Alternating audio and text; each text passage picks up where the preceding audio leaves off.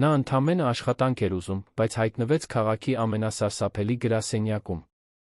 Առաջին իսկ օրը մի գրեթե անուղելի սխալ նրան դեմ առ դեմ կանգնեցրեց ընկերության ամենաանողոք ղեկավարի հետ։ Բոլորն սպասում էին նրա անհապաղ անկմանը։ Բայց նրա անսպասելի պատասխանը փոխեց ամեն ինչ, այդ թվում նա տղամարդու հայացքը։ Եթե սիրում եք այսպիսի լարված սիրային պատմություններ, ապա բաժանորդագրվեք ալիքին մեկնաբանություններում գրեք, թե որտեղից եք դիտում։ Ես շատ եմ ուզում իմանալ։ Երանի բանուկ Հյուսիսային պողոտայում վեր էր խոյանում հայկական ֆինանսական կենտրոնի ամենահեղինակավոր շենքերից մեկը։ Այնտեղ էր գտնվում Սարգսյան գործընկերներ կորպորացիայի գլխամասային գրասենյակը, որը ղեկավարում էր միլիոնավոր դրամների ներդրումներ գործարքներ, որոնք շարժում էին երկրի տնտեսությունը։ Բայց հայելային ապակիներով պատերի իտալական մարմարով սրահների հետում մի լուր էր պտտվում, որը ցանկացած մասնագետի ստիպում էր երկու անգամ մտածել, նախքան գործադիր հարկում աշխատանքի առաջարկն ընդունելը։ Ասում էին, որ ընկերության նախագահ Դավիթ Սարգսյանի կողքին աշխատելը նույնն է, թե աչքերը կապած անցնես ականապատ դաշտով։ Ոչ ոք 30 օրից ավելի չէր դիմանում որպես նրա անձնական օգնական։ Եվ դա քաղաքային լեգենդ չէր։ Թվերը հաստատում էին գործադիր տնօրենի անողոք համբավը։ 3 տարում 22 օգնական էր անցել նրա աշխատասենյակի դիմաց ռազմավարական դիրքում տեղադրված այդ աթոռով։ Ոմանք մեկ շաբաթ անց լաց լինելով էին հեռանում։ Մյուսները մի փոքր ավելի երկար էին դիմանում, բայց անխուսափելիորեն խնդրում էին տեղափոխել իրենց կամ ազատվել աշխատանքից, մինչ ամիսը կլրանար։ Դավիթ Սարգսյանը մանրախնդիր էր մինչ մազի վերջին երն անգամ։ Սուրճ, որը սառել էր իդեալականից 3 աստիճանով ավելի, զեկույց սխալ դրված ստորակետով, զանգ, որը փոխանցվել էր երրորդ խողանջից 2 վայրկյան ուշ։ Ամեն ինչ պատճառ էր այն սառցե հայացքի համար, որը սառեցնում էր նույնիսկ ամենափորձառուներին։ Նա չէր բղավում։ Կարիք չկար։ Նրա լռությունն ավելին էր ասում, քան 1000 բառ։ Եվ հենց այդ կտրող լռությունն էր, որ փշրում էր նրա կողքին աշխատել փորձողի ինքնագնահատականը։ Մարդկային ռեսուրսների բաժնում գրած գալն արդեն ավանդույթ էր դարձել։ Այդ պաշտոնի համար յուրաքանչյուր նոր աշխատակից առաջացնում էր կանխատեսումների մի նոր փուլ։ Այս մեկը որքան կդիմանա։ Մի շաբաթ։ 10 օր։ Ինչ-որ մեկն անգամ առաջարկել էր գոյատման վկայական ստեղծել նրա համար, ով կկարողանար հաղթահարել 30 օրվա արգելքը։ Դա դաժան էր, բայց բոլորը գիտեին, որ ոչ ոք ապահովագրված չէր Դավիթ Սարգսյանի սառը հաշվարկից։ Անահիտ Հովհաննիսյանը այս ամենի մասին ոչինչ չգիտեր, երբ նրան հրավիրեցին հարցազրույցի։ 25 տարեկանում նոր ավարտած լինելով Երանի ծայրամասային համեստ համալսարաններից մեկի կառավարման ֆակուլտետը, նա իր ինքնակենսագրականն ուղարկել էր տասնյակ ընկերությունների, առանց մեծ հույսերի։ Շուկան դժվար վիճակում էր, նրա մասնագիտական փորձն այնքան էլ փայլուն չէր։ Նա աշխատել էր որպես վաճառողուհի հանրախանութում, մինչ որ մի հսկայական սխալ վերջ դրեց այդ փուլին։ Վճարումների հետ կապված խառնաշփոթ, դժգոհ կարոր հաճախորդ, Անահիտը մի գիշերվա մեջ հայտնվեց գործազուրկի կարգավիճակում։ Այդ օրվանից նա պատահական աշխատանքներով էր ապրում, միաժամանակ հոգ տանելով մոր տիկին Սոնայի մասին, որը առողջական լուրջ խնդիրներ ուներ, մշտական խնամքի կարիք ուներ։ Երբ հեռախոսը զանգեց Սարգսյան գործընկերներ-ից, Անահիտը մտածեց, թե կատակ է։ Այդ կարգի ընկերությունները իր նման մարդկանց չէին զանգահարում։ Բայց հավաքագրողի վստահ ձայնը կասկածի տեղիք չէր թողնում։ Գործադիր օգնականի հրատապ թափուր տեղ կար, ընտրության փուլը հաջորդ օրն էր։ Անահիտն անջատեց հեռախոսը, սիրտը թրթռալով։ Գործադիր օգնական։ Նա նույնիսկ լավ չգիտեր, թե դա ինչ է նշանակում, բայց պատրաստ էր փորձել ամեն ինչ ուշացած վարձը վճարելու մոր դեղերը գնելու համար։ Հարցազրույցն արագ ուղիղ էր։ Մրգ մենեջերը փորձառու հայացքով միջին տարիքի մի կին, հիմնական հարցեր տվեց աշխատանքային գրաֆիկի, համակարգչային գիտելիքների ճնշման տակ աշխատելու ունակության մասին։ Անահիտը պատասխանեց ազնվությամբ։ Այո, իրեն պետք էր այդ աշխատանքը։ Այո, նա պատրաստ էր սովորել։ Ոչ, նա մեծ կորպորացիաներում փորձ չուներ, բայց արագաշարժ էր, կազմակերպված հեշտությամբ չէր հանձնվում։ Այդ անկեղծության մեջ ինչ-որ բան գրավեց հավաքագրողին։ Գուցե հենց դա էր պետք Դավիթ Սարգսյանին։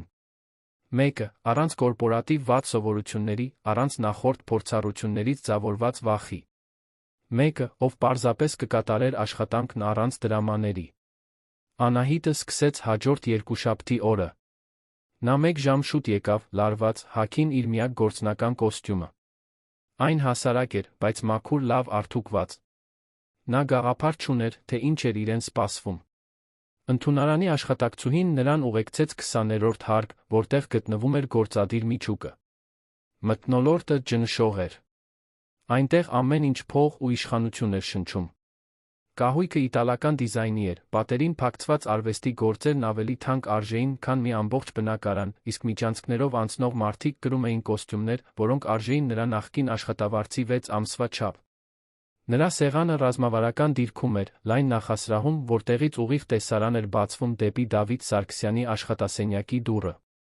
Այնտեղ նա պետք է լիներ առաջին ստիճը աշխարհի ընկերության նախագահի միջ։ Օգնականը, որը հեռանում էր մեկ այլ մասնաճյուղ տեղափոխվելու պատճառով, մի կին, որը տպավորիչ 45 օր էր դիմացել, արագ հստակ ցուցումներ տվեց։ Սուրճը 8:15-ին, ճիշտ 85 աստիճան ջերմաստիճանով։ Զեկույցները, տպված հատուկ թղթի վրա, ամրացված վերի ձախ անկյունում, երբեք աջ։ Զանգերը զտված, բացարձակ չափանիշներով։ Եվ ամենից վեր, երբեք չմտնել սենյակ, առանց 3 անգամ թակելու թույլտվություն սպասելու։ Անահիտն ամեն ինչ ներծծեց սպունգի պես։ Նշումներ արեց, անուններ անգիր արեց, համակարգերի գաղտնաբառեր սովորեց։ Նա վճռական էր տրամադրված, որ սա պետք է ստացվի։ Երբ վերջապես մենակ մնաց, խորը շունչ քաշեց, նայեց մուգ փայտից պատրաստված վեհաշուկ դռանը։ Դրա հետում այն մարդն էր, ումից բոլորը վախենում էին։ Նա դեռ չէր տեսել նրան, բայց արդեն զգում էր պատասխանատվության ծանրությունը։ Չէր կարող ձախողվել։ Ոչ այս անգամ։ Առաջին ժամերն անցան առանց միջադեպերի։ Անահիտը կազմակերպեց օրակարգը, պատասխանեց զանգերին, զդեց էլեկտրոնային նամակները։ Ամեն ինչ կարծես վերահսկողության տակ էր։ Մինչ որ եկավ նախաճաշի սուրճի պահը։ Ճիշտ 8:15-ին, ինչպես հրահանգված էր, նա վիրաբուժական ճշգրտությամբ պատրաստեց սկուտեղը։ Էսպրեսո սուրճ, ջերմաստիճանը չափված թվային ջերմաչափով, ներմուծված քունջութով թխվածքաբլիթներ, սպիտակ ճենապակյա ափսեի մեջ։ Նա խորը շունչ քաշեց, 3 անգամ թակեց դուռը, սպասեց։ Ներսից լսված ձայնը խորն էր ու զուսպ։ Մտեք։ Անահիտը զգուշությամբ հրեց դուռը, հավասարակշռելով սկուտեղը։ Հենց այդ ժամանակ նրա աչքերն առաջին անգամ հանդիպեցին Դավիթ Սարգսյանին։ Նա նստած էր հսկայական սեղանի հետում, աչքերը հարած փաստաթղթերին, նրա կատարյալ քանդակված դեմքը լուսավորված էր ապակե պատուհաններից ներս թափանցող բնական լույսով։ Հագին անթերի մուգ կապույտ կոստյում էր, առանց մի թելի անգամ տեղից շարժված։ Նա աչքերը չբարձրացրեց, երբ Անահիտը ներս մտավ։ Պարզապես ժեստ արեց, ցույց տալով կողքի սեղանը, որտեղ պետք է թողներ սկուտեղը։ Անահիտը 2 քայլ արեց դեպի սեղանը, երբ ոտքը դիպավ մի անսպասելի բանի։ Նոութբուքի լիցքավորիչի լար, որը զգուշորեն ձգված էր հատակով։ Նա փորձեց հավասարակշռություն պահպանել, բայց արդեն ուշ էր։ Սկուտեղը թեքվեց, սուրճը դանդաղ շարժումով թռավ օդի մեջ, Անահիտը սարսափով դիտեց, թե ինչպես է մուգ, տաք հեղուկը թափվում ուղիղ Դավիթ Սարգսյանի սպիտակ վերնաշապիկի վրա։ Հաջորդած լռությունը խլացուցիչ էր։ Դավիթը 3 լրիվ վայրկյան անշարժ մնաց, սուրճը հոսում էր թանկարժեք կտորի վրայով, բիծ թողնելով իտալական կարի վրա, որը հավանաբար ավելի թանկ արժեր, քան Անահիտի տարեկան աշխատավարձը։ Նա ուզում էր անհետանալ, գոլորշիանալ, այդ պահին դադարել գոյություն ունենալուց։ Բայց նրա ոտքերը կարծես կանգնված էին հատակին, այն ամենը, ինչ կարող էր անել, նայելն էր իր պատճառած ավերածություններին։ Վերջապես, Դավիթը բարձրացրեց աչքերը։ Դրանք մուգ էին, թափանցող, անհնար էր կարդալ։ Նա չբղավեց, չհայհոյեց։ Պարզապես լուռ նայեց նրան, միաժամանակ թաշկինակ հանելով, փորձելով զսպել վնասը։ Անահիտն սպասում էր պայթյունի, նախատինքի, անհապաղ աշխատանքից ազատման։ Բայց դրանցից ոչ մեկը չեղավ։ Փոխարենը, նա պարզապես հարցրեց վտանգավոր հանգիստ ձայնով. «Ասելու բան ունեք»։ Անահիտը կուլ տվեց։ Բոլոր հնարավոր ներողությունները անցան նրա մտքով։ Մեղադրել Լարին։ Պատճառաբանել առաջին օրվա լարվածությունը։ Աղաչել երկրորդ հնարավորության համար։ Բայց ինչ-որ բան նրա ներսում հրաժարվեց անել դրանցից որևէ մեկը։ Գուցե դա ամիսներ շարունակ մենակ պայքարելու հոգնածությունն էր։ Գուցե այն համոզմունքը, որ այլս կորցնելու ոչինչ չուներ։ Կամ գուցե պարզապես դա նրա էությունն էր։ Անահիտը բարձրացրեց գզակը, ասաց դաժան ազնվությամբ. «Դա իմ մեղքն էր։ Լարը չտեսա։ Պետք է ավելի ուշադիր լինեի։ Եթե ուզում եք ինձ աշխատանքից ազատել, ես կհասկանամ։ Բայց մինչ այդ, ես կմաքրեմ այս ամեն ինչ կկարգավորեմ ինձանից հետո եկողի համար»։ Դավիթը երկար ուսումնասիրեց նրան։ Այդ պատասխանը նրան անակնկալի բերեց։ Ոչ մի անհեթեթ արդարացում։ Ոչ մի լաց կամ դրամա։ Պարզապես մերկ պատասխանատվություն, առանց զարդարանքների։ Նա գրեթե ժպտալու ցանկություն զգաց։ Գրեթե։ Փոխարենը գլխով արեց. «Մաքրեք» և նոր վերնաշապիկ հայթայթեք։ 42 համար, առանց օսլայի, սպիտակ գույնի։ 1 ժամ ունեք։ Անահիտը ժամանակ չկորցրեց։ Վազեց դեպի խոհանոց, մաքրող լաթեր վերցրեց, մաքրեց սուրճի յուրաքանչյուր կաթիլը հատակից։ Հետո զանգահարեց վարչական բաժնի օգնականին, խնդրելով գործադիրներին սպասարկող լվացքատան անունը։ 40 րոպե անց նա վերադարձավ նոր, կատարյալ փաթեթավորված վերնաշապիկով։ Թակեց դուռը, ներս մտավ առանց մի բառ ասելու, այն դրեց նրա սեղանին։ Դավիթը նայեց վերնաշապիկին, հետո նրան։ 40 րոպե։ Տպավորիչ է։ Կարող եք գնալ։ Անահիտը դուրս եկավ այդ սենյակից դողացող ոտքերով, բայց ինչ-որ բան փոխվել էր։ Նա չէր կարող բացատրել, թե ինչ, բայց զգում էր, որ անցել է անտեսանելի փորձության միջով։ Եվ ինչ-որ կերպ, նա գոյատել էր։ Հաջորդ օրերը զգացմունքային ճոճանակ էին։ Դավիթ Սարգսյանը հենց այնպիսին էր, ինչպիսին ասում էին, նույնիսկ ավելի վատ։ Պահանջկոտ մինչ ոսկորների ծուծը։ Բազեի աչքերով հետում էր յուրաքանչյուր մանրուքի։ Կասկածի տակ էր դնում որոշումները, մատնացույց անում մանրադիտակային սխալները, երբեք չէր գովում։ Բայց Անահիտը չէր նահանջում։ Յուրաքանչյուր քննադատություն նա յուրացնում էր, սովորում, ուղղում։ Երբ նա դժգոհեց, որ օրակարգը անկազմակերպ է, նա ստեղծեց գունային համակարգ, որը հեշտացրեց հանդիպումների տեսանելիությունը։ Երբ մատնանշեց, որ զեկույցները խառն են, նա մի ամբողջ գիշեր ուսումնասիրեց գործադիր ձաչափում ներկայացում։ Եվ երբ նա թունոտ մեկնաբանություն արեց սուրճի ջերմաստիճանի մասին, նա սեփական ջերմաչափ գնեց, սկսեց մոլուցքային ճշգրտությամբ չափել։ Բայց այն, ինչ իսկապես զարմացրեց բոլորին, այն էր, որ Անահիտը ոչ միայն գոյատեց։ Նա հաջողության հասավ։ Եվ էլ ավելի տպավորիչ, սկսեց պատասխանել նույն կերպ։ Երբ Դավիթը հեգնական մեկնաբանություն արեց աղյուսակի սխալի վերաբերյալ, Անահիտը պատասխանեց հեգնական ժպիտով. «Պարոն Սարգսյան, եթե դուք ինձ ի սկզբանե ճիշտ տվյալներ ուղարկեիք, ես ստիպված չէի լինի գուշակել թվերը»։ Ամբողջ սենյակը լռեց։ Մարդիկ սպասում էին պայթյունի։ Բայց Դավիթը պարզապես մի հոնքը բարձրացրեց, վերադարձավ աշխատանքին։ Եվ այդ պահին ինչ-որ գրեթե աննկատ բան տեղի ունեցավ։ Նրա շուրթերի անկյունը ծռվեց։ Գրեթե ժպիտ։ Գրեթե։ 1 շաբաթը դարձավ 2։ 2-ը 3։ Մրգ բաժնում գրազները հավաքվեցին տարակուսանքով։ Անահիտ Հովհաննիսյանը հաղթահարել էր 30 օրվա սահմանագիծը։ Եվ ոչ միայն դա։ Նա կարծես ավելի ու ավելի հարմարավետ էր զգում իրեն այդ պաշտոնում։ Սկսեց կանխատեսել Դավիթի կարիքները, նախքան նա դրանք կարտահայտեր։ Գիտեր, թե երբ է նրան բացարձակ լռություն պետք, երբ է նա բաց քննարկումների համար։ Տարբերում էր այն ներդրողներին, որոնք հատուկ ուշադրություն էին պահանջում, նրանց, ովքեր կարող էին սպասել։ Եվ ամենակարևորը, նա չէր վախենում նրանից։ Ամեն ինչ սկսեց իսկապես փոխվել մի անձրոտ 5-շաբթի օրը։ Դավիթը լարված հանդիպման մեջ էր ճապոնացի ներդրողների հետ, երբ Անահիտը ստիպված եղավ մտնել, հրատապ փաստաթղթեր հանձնելու։ Նա թակեց, զգուշորեն ներս մտավ, թողեց թղթերը, պատրաստվում էր դուրս գալ, երբ լսեց, թե ինչպես է ներդրողներից մեկը անգլերենով հարց տալիս պայմանագրային կետերի մասին։ Դավիթը պատասխանեց, բայց Անահիտը նկատեց մեկնաբանության մեջ մի նուրբ սխալ։ Նա վարանեց։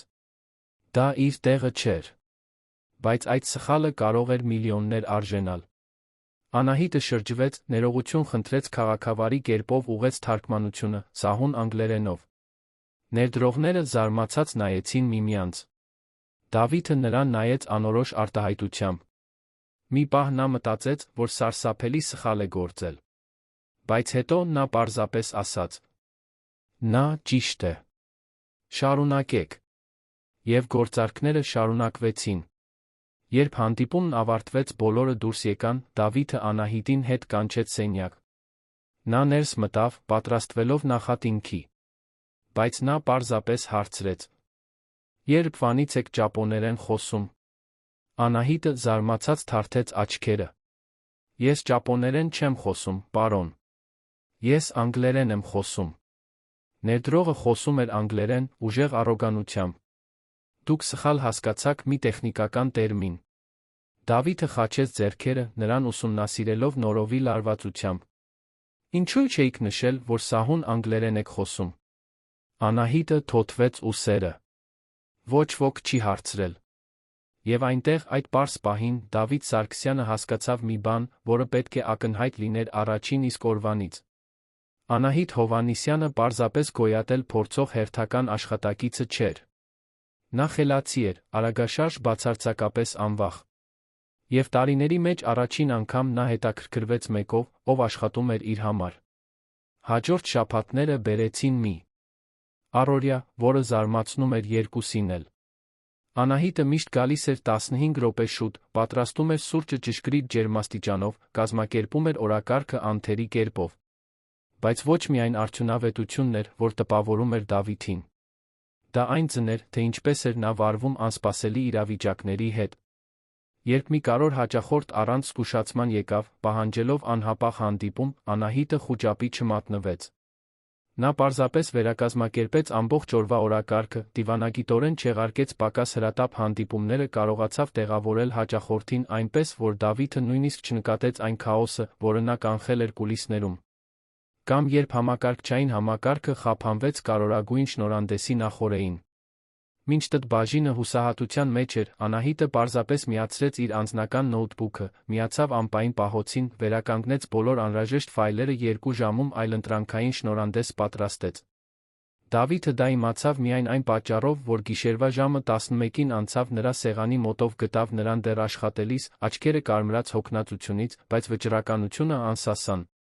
«Դուք պետք է ժամեր առաջ տանը լինեիք», ասաց նա, զարմացնելով ինքն իրեն իր ձայնի մեջ հնչող անհանգստության նոտայով։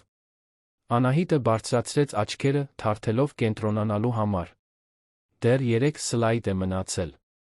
Դավիթը մոտեցավ նրա սեղանին։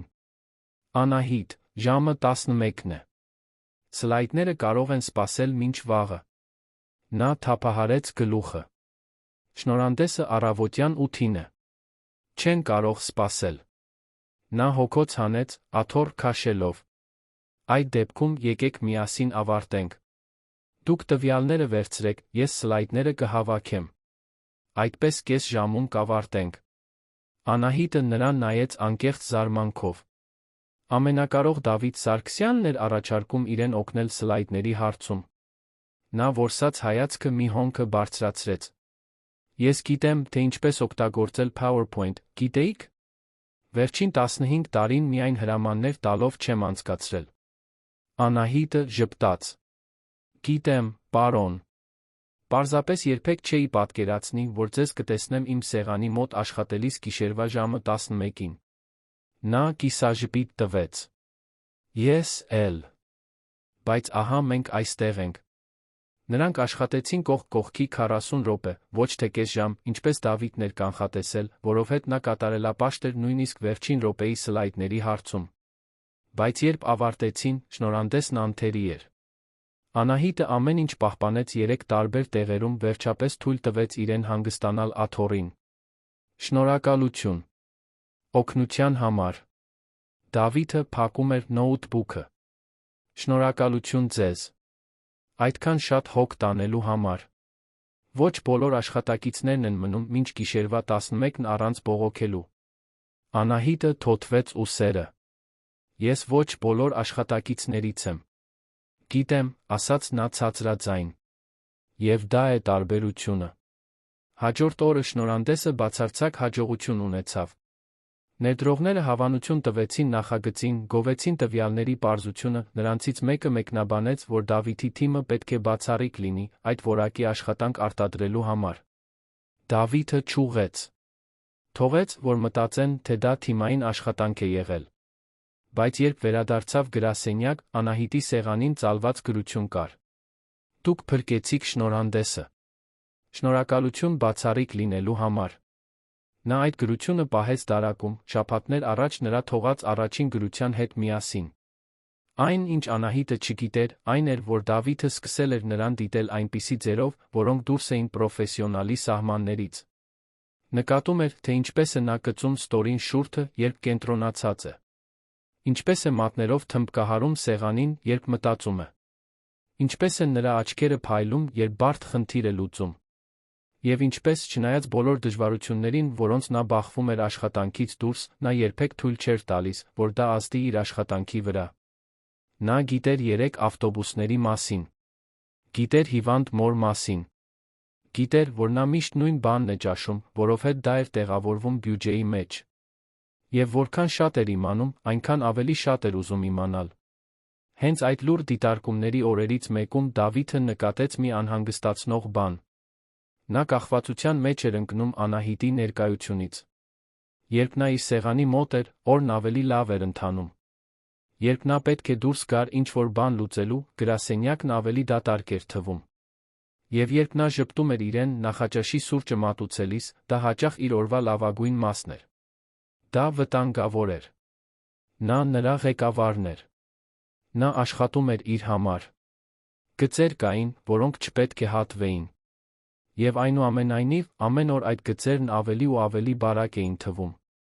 Անահիտը, մյուս կողմից, պայքարում էր սեփական զգացմունքների հետ։ Սկզբում Դավիթ Սարգսյանը պարզապես դժվար ղեկավար էր, ում նա պետք է տպավորեր աշխատանքը պահպանելու համար։ Բայց ժամանակի ընթացքում նա սկսեց տեսնել դիմակից այն կողմ։ Տեսնում էր, թե ինչպես է նա անկեղծորեն հոգ տանում ընկերության այնտեղ աշխատող մարդկանց մասին, նույնիսկ եթե դա տարօրինակ ձևով էր ցույց տալիս։ Տեսնում էր, թե որքան ավելի մենակ է նա, քան ցույց էր տալիս։ Եվ տեսնում էր, հազվագյուտ թանկարժեք պահերին, մի բարություն, որը նա թաքցնում էր մնացած աշխարհից, բայց երբեմն բացահայտում էր իրեն։ Ինչպես այն օրը, երբ նա զանգ ստացավ հիվանդանոցից տիկին Սոնայի մասին։ Ոչ մի լուրջ բան, պարզապես դեղորայքի ճշգրտումներ, բայց Անահիտը տեսանելիորեն սասանվեց։ Դավիթն անմիջապես նկատեց։ Նրան կանչեց սենյակ, փակեց դուռը։ Ինչ է պատահել։ Անահիտը վարանեց, բայց նրա անհանգիստ արտահայտության մեջ ինչ-որ բան ստիպեց նրան պատմել։ Մայրս։ Հիվանդանոցից զանգեցին։ Նա լավ է, պարզապես պետք է դեղերը ճշգրտեն, բայց ես վախեցա։ Դավիթը գլխով արեց։ Ուզում եք գնալ այնտեղ։ Անահիտը թափահարեց գլուխը։ Ոչ, անհրաժեշտ չէ։ Արդեն խոսել եմ բուժքրոջ հետ։ Ամեն ինչ վերահսկողության տակ է։ Համոզվա՞ծ եք։ Անահիտը ստիպված ժպտաց։ Այո։ Շնորհակալություն, որ հարցրիք։ Բայց 2 ժամ անց, երբ Անահիտը տարված էր զեկույցներով, Դավիթը մի ծրար դրեց նրա սեղանին։ Նա բացեց գտավ ընկերության գործադիր բժշկական ապահովագրության թույլտվություն ընտանիքի անդամների համար։ Պարոն, ես չեմ կարող սա ընդունել։ Սա շատ է։ Դավիթը խաչեց ձեռքերը։ Ես թույլտվություն չեմ խնդրում։ Սա գործադիր մակարդակի բոլոր աշխատակիցների համար նախատեսված արտոնություն է։ Դուք տեխնիկապես արդեն պետք է ունենայիք։ Ես պարզապես ուղղում եմ վարչական բացթողումը։ Անահիտը գիտեր, որ նա ստում է։ Գիտեր, որ նա այդ թույլտվությունը հատուկ իր համար էր ստեղծել։ Բայց նա բավականաչափ հպարտություն չուներ հրաժարվելու մի բանից, որն ուղղակիորեն կօգներ տիկին Սոնային։ Շնորհակալություն, շշնջաց նա։ Պարզապես կատարում եմ իմ աշխատանքը, համոզվելով, որ իմ աշխատակիցներն ունեն այն ամենը, ինչ անհրաժեշտ է լավ աշխատելու համար։ Բայց երկուսն էլ գիտեին, որ դա մասնագիտական կատարողականից անդին էր։ Եվ հենց այդ հայացքների փոխանակման, այդ լուր երախտագիտության չարտահայտված հոգատարության պահին ինչ-որ հիմնարար բան փոխվեց նրանց մեջ։ Դա դեռ սեր չէր։ Գուցե նույնիսկ լիովին ձևավորված հրապուրանք չէր։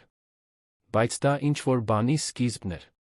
Մի կապ, որը սկսում էր ձևավորվել փխրուն շփոթեցնող երկու աշխարհների մեջ, որոնք երբեք չպետք է հանդիպեին, բայց որոնք ինչ-որ կերպ, կարծես կատարյալ կերպով համապատասխանում էին միմյանց։ Հավանում եք այս պատմությունը։ Ասացեք ինձ, թե ինչ կարծիքի եք այս պատմության մասին, ինչպես եք կարծում, այն կավարտվի։ Հաջորդ շաբաթները բերեցին մի նուրբ, բայց նկատելի փոփոխություն 20-րդ հարկի դինամիկայում։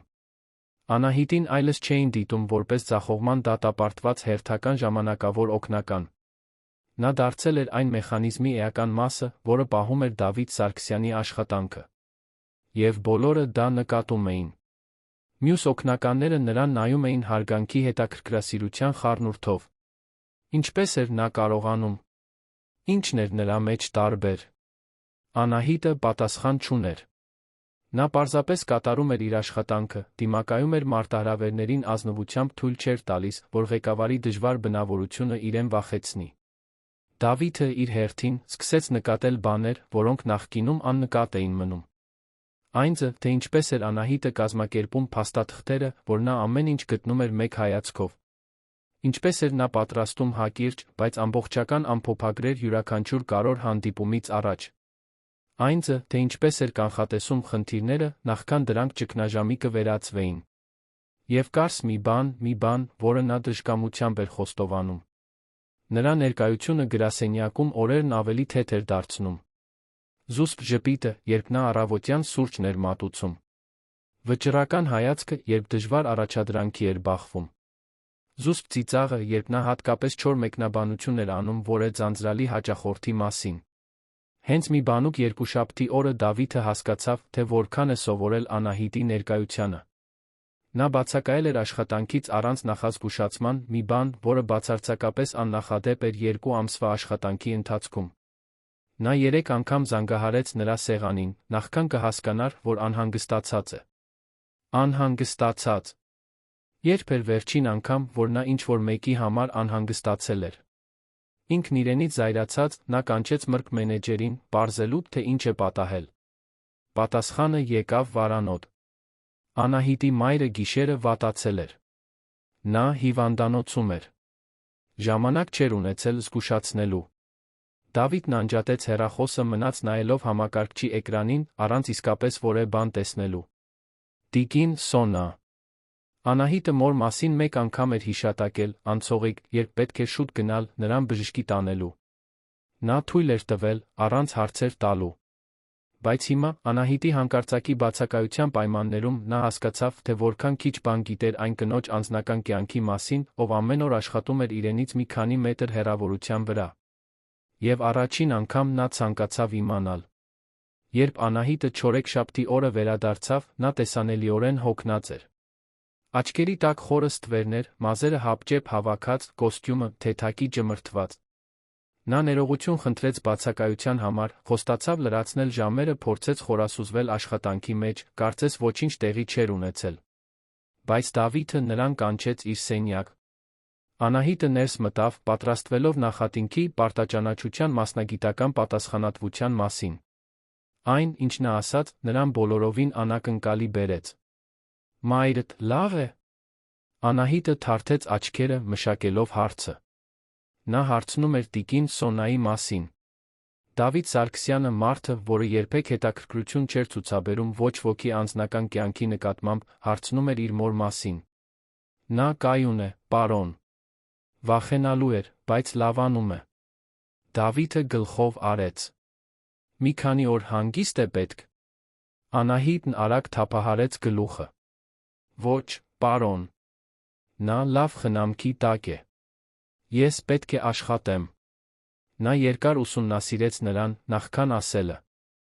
Եթե պետք լինի շուտ գնալ, նրան այցելելու, տեղյակ պահեք։ Պաշտոնական թույլտվության կարիք չկա։ Անահիտը կոկորդում գունդ զգաց։ Շնորհակալություն։ Այդ կարճ զրույցը տարօրինակ սերմ ցանեց նրանց երկուսի միջ։ Մի փոխադարձ գիտակցություն, որը նախկինում գոյություն չուներ։ Դավիթը սկսեց նկատել մանր մանրուքներ։ Ինչպես էր Անահիտը միշտ տնից ճաշ բերում պարզ տարայի մեջ, երբեք առաքում չէր պատվիրում, ինչպես մյուս օգնականները։ Ինչպես էր նա հագնում նույն 3 կոստյումները հերթափոխով։ Ինչպես էր քաղաքավարի կերպով մերժում աշխատանքից հետո հավաքույթների հրավերները։ Դժվար չէր կետերը միացնելը։ Նա ֆինանսական դժվարությունների մեջ էր։ Եվ այնուամենայնիվ, ամեն օր գալիս էր անթերի, արդյունավետ, ժպտերես։ Անահիտը, մյուս կողմից, սկսեց տեսնել Դավիթի սառը դիմակից այն կողմ։ Նկատեց, թե ինչպես է նա մինչ ուշ գիշեր մնում գրասենյակում, հաճախ լինելով վերջինը, ով հեռանում է։ Ինչպես էր կարդում յուրաքանչյուր զեկույց մոլուցքային ուշադրությամբ, նույնիսկ ամենաաննշանները։ Ինչպես էր հազվադեպ ճաշում, ուտելիքը փոխարինելով սուրճով էլի սուրճով։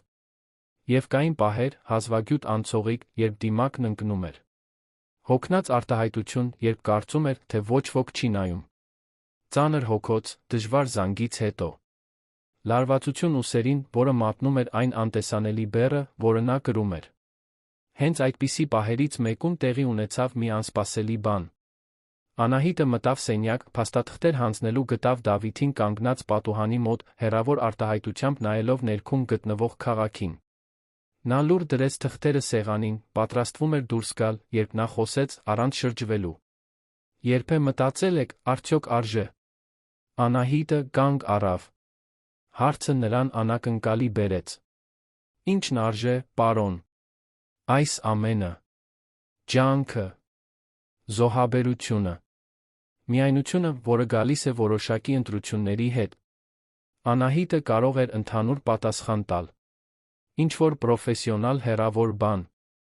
Բայց նրա ձայնի մեջ ինչ-որ բան, մի խոցելիություն, որը նա երբեք նախկինում չէր լսել, ստիպեց նրան պատասխանել ազնվությամբ. Ես դա ինձ հարցնում եմ ամեն առավոտ, երբ արթնանում եմ 5-ին, 3 ավտոբուսով այստեղ հասնելու համար։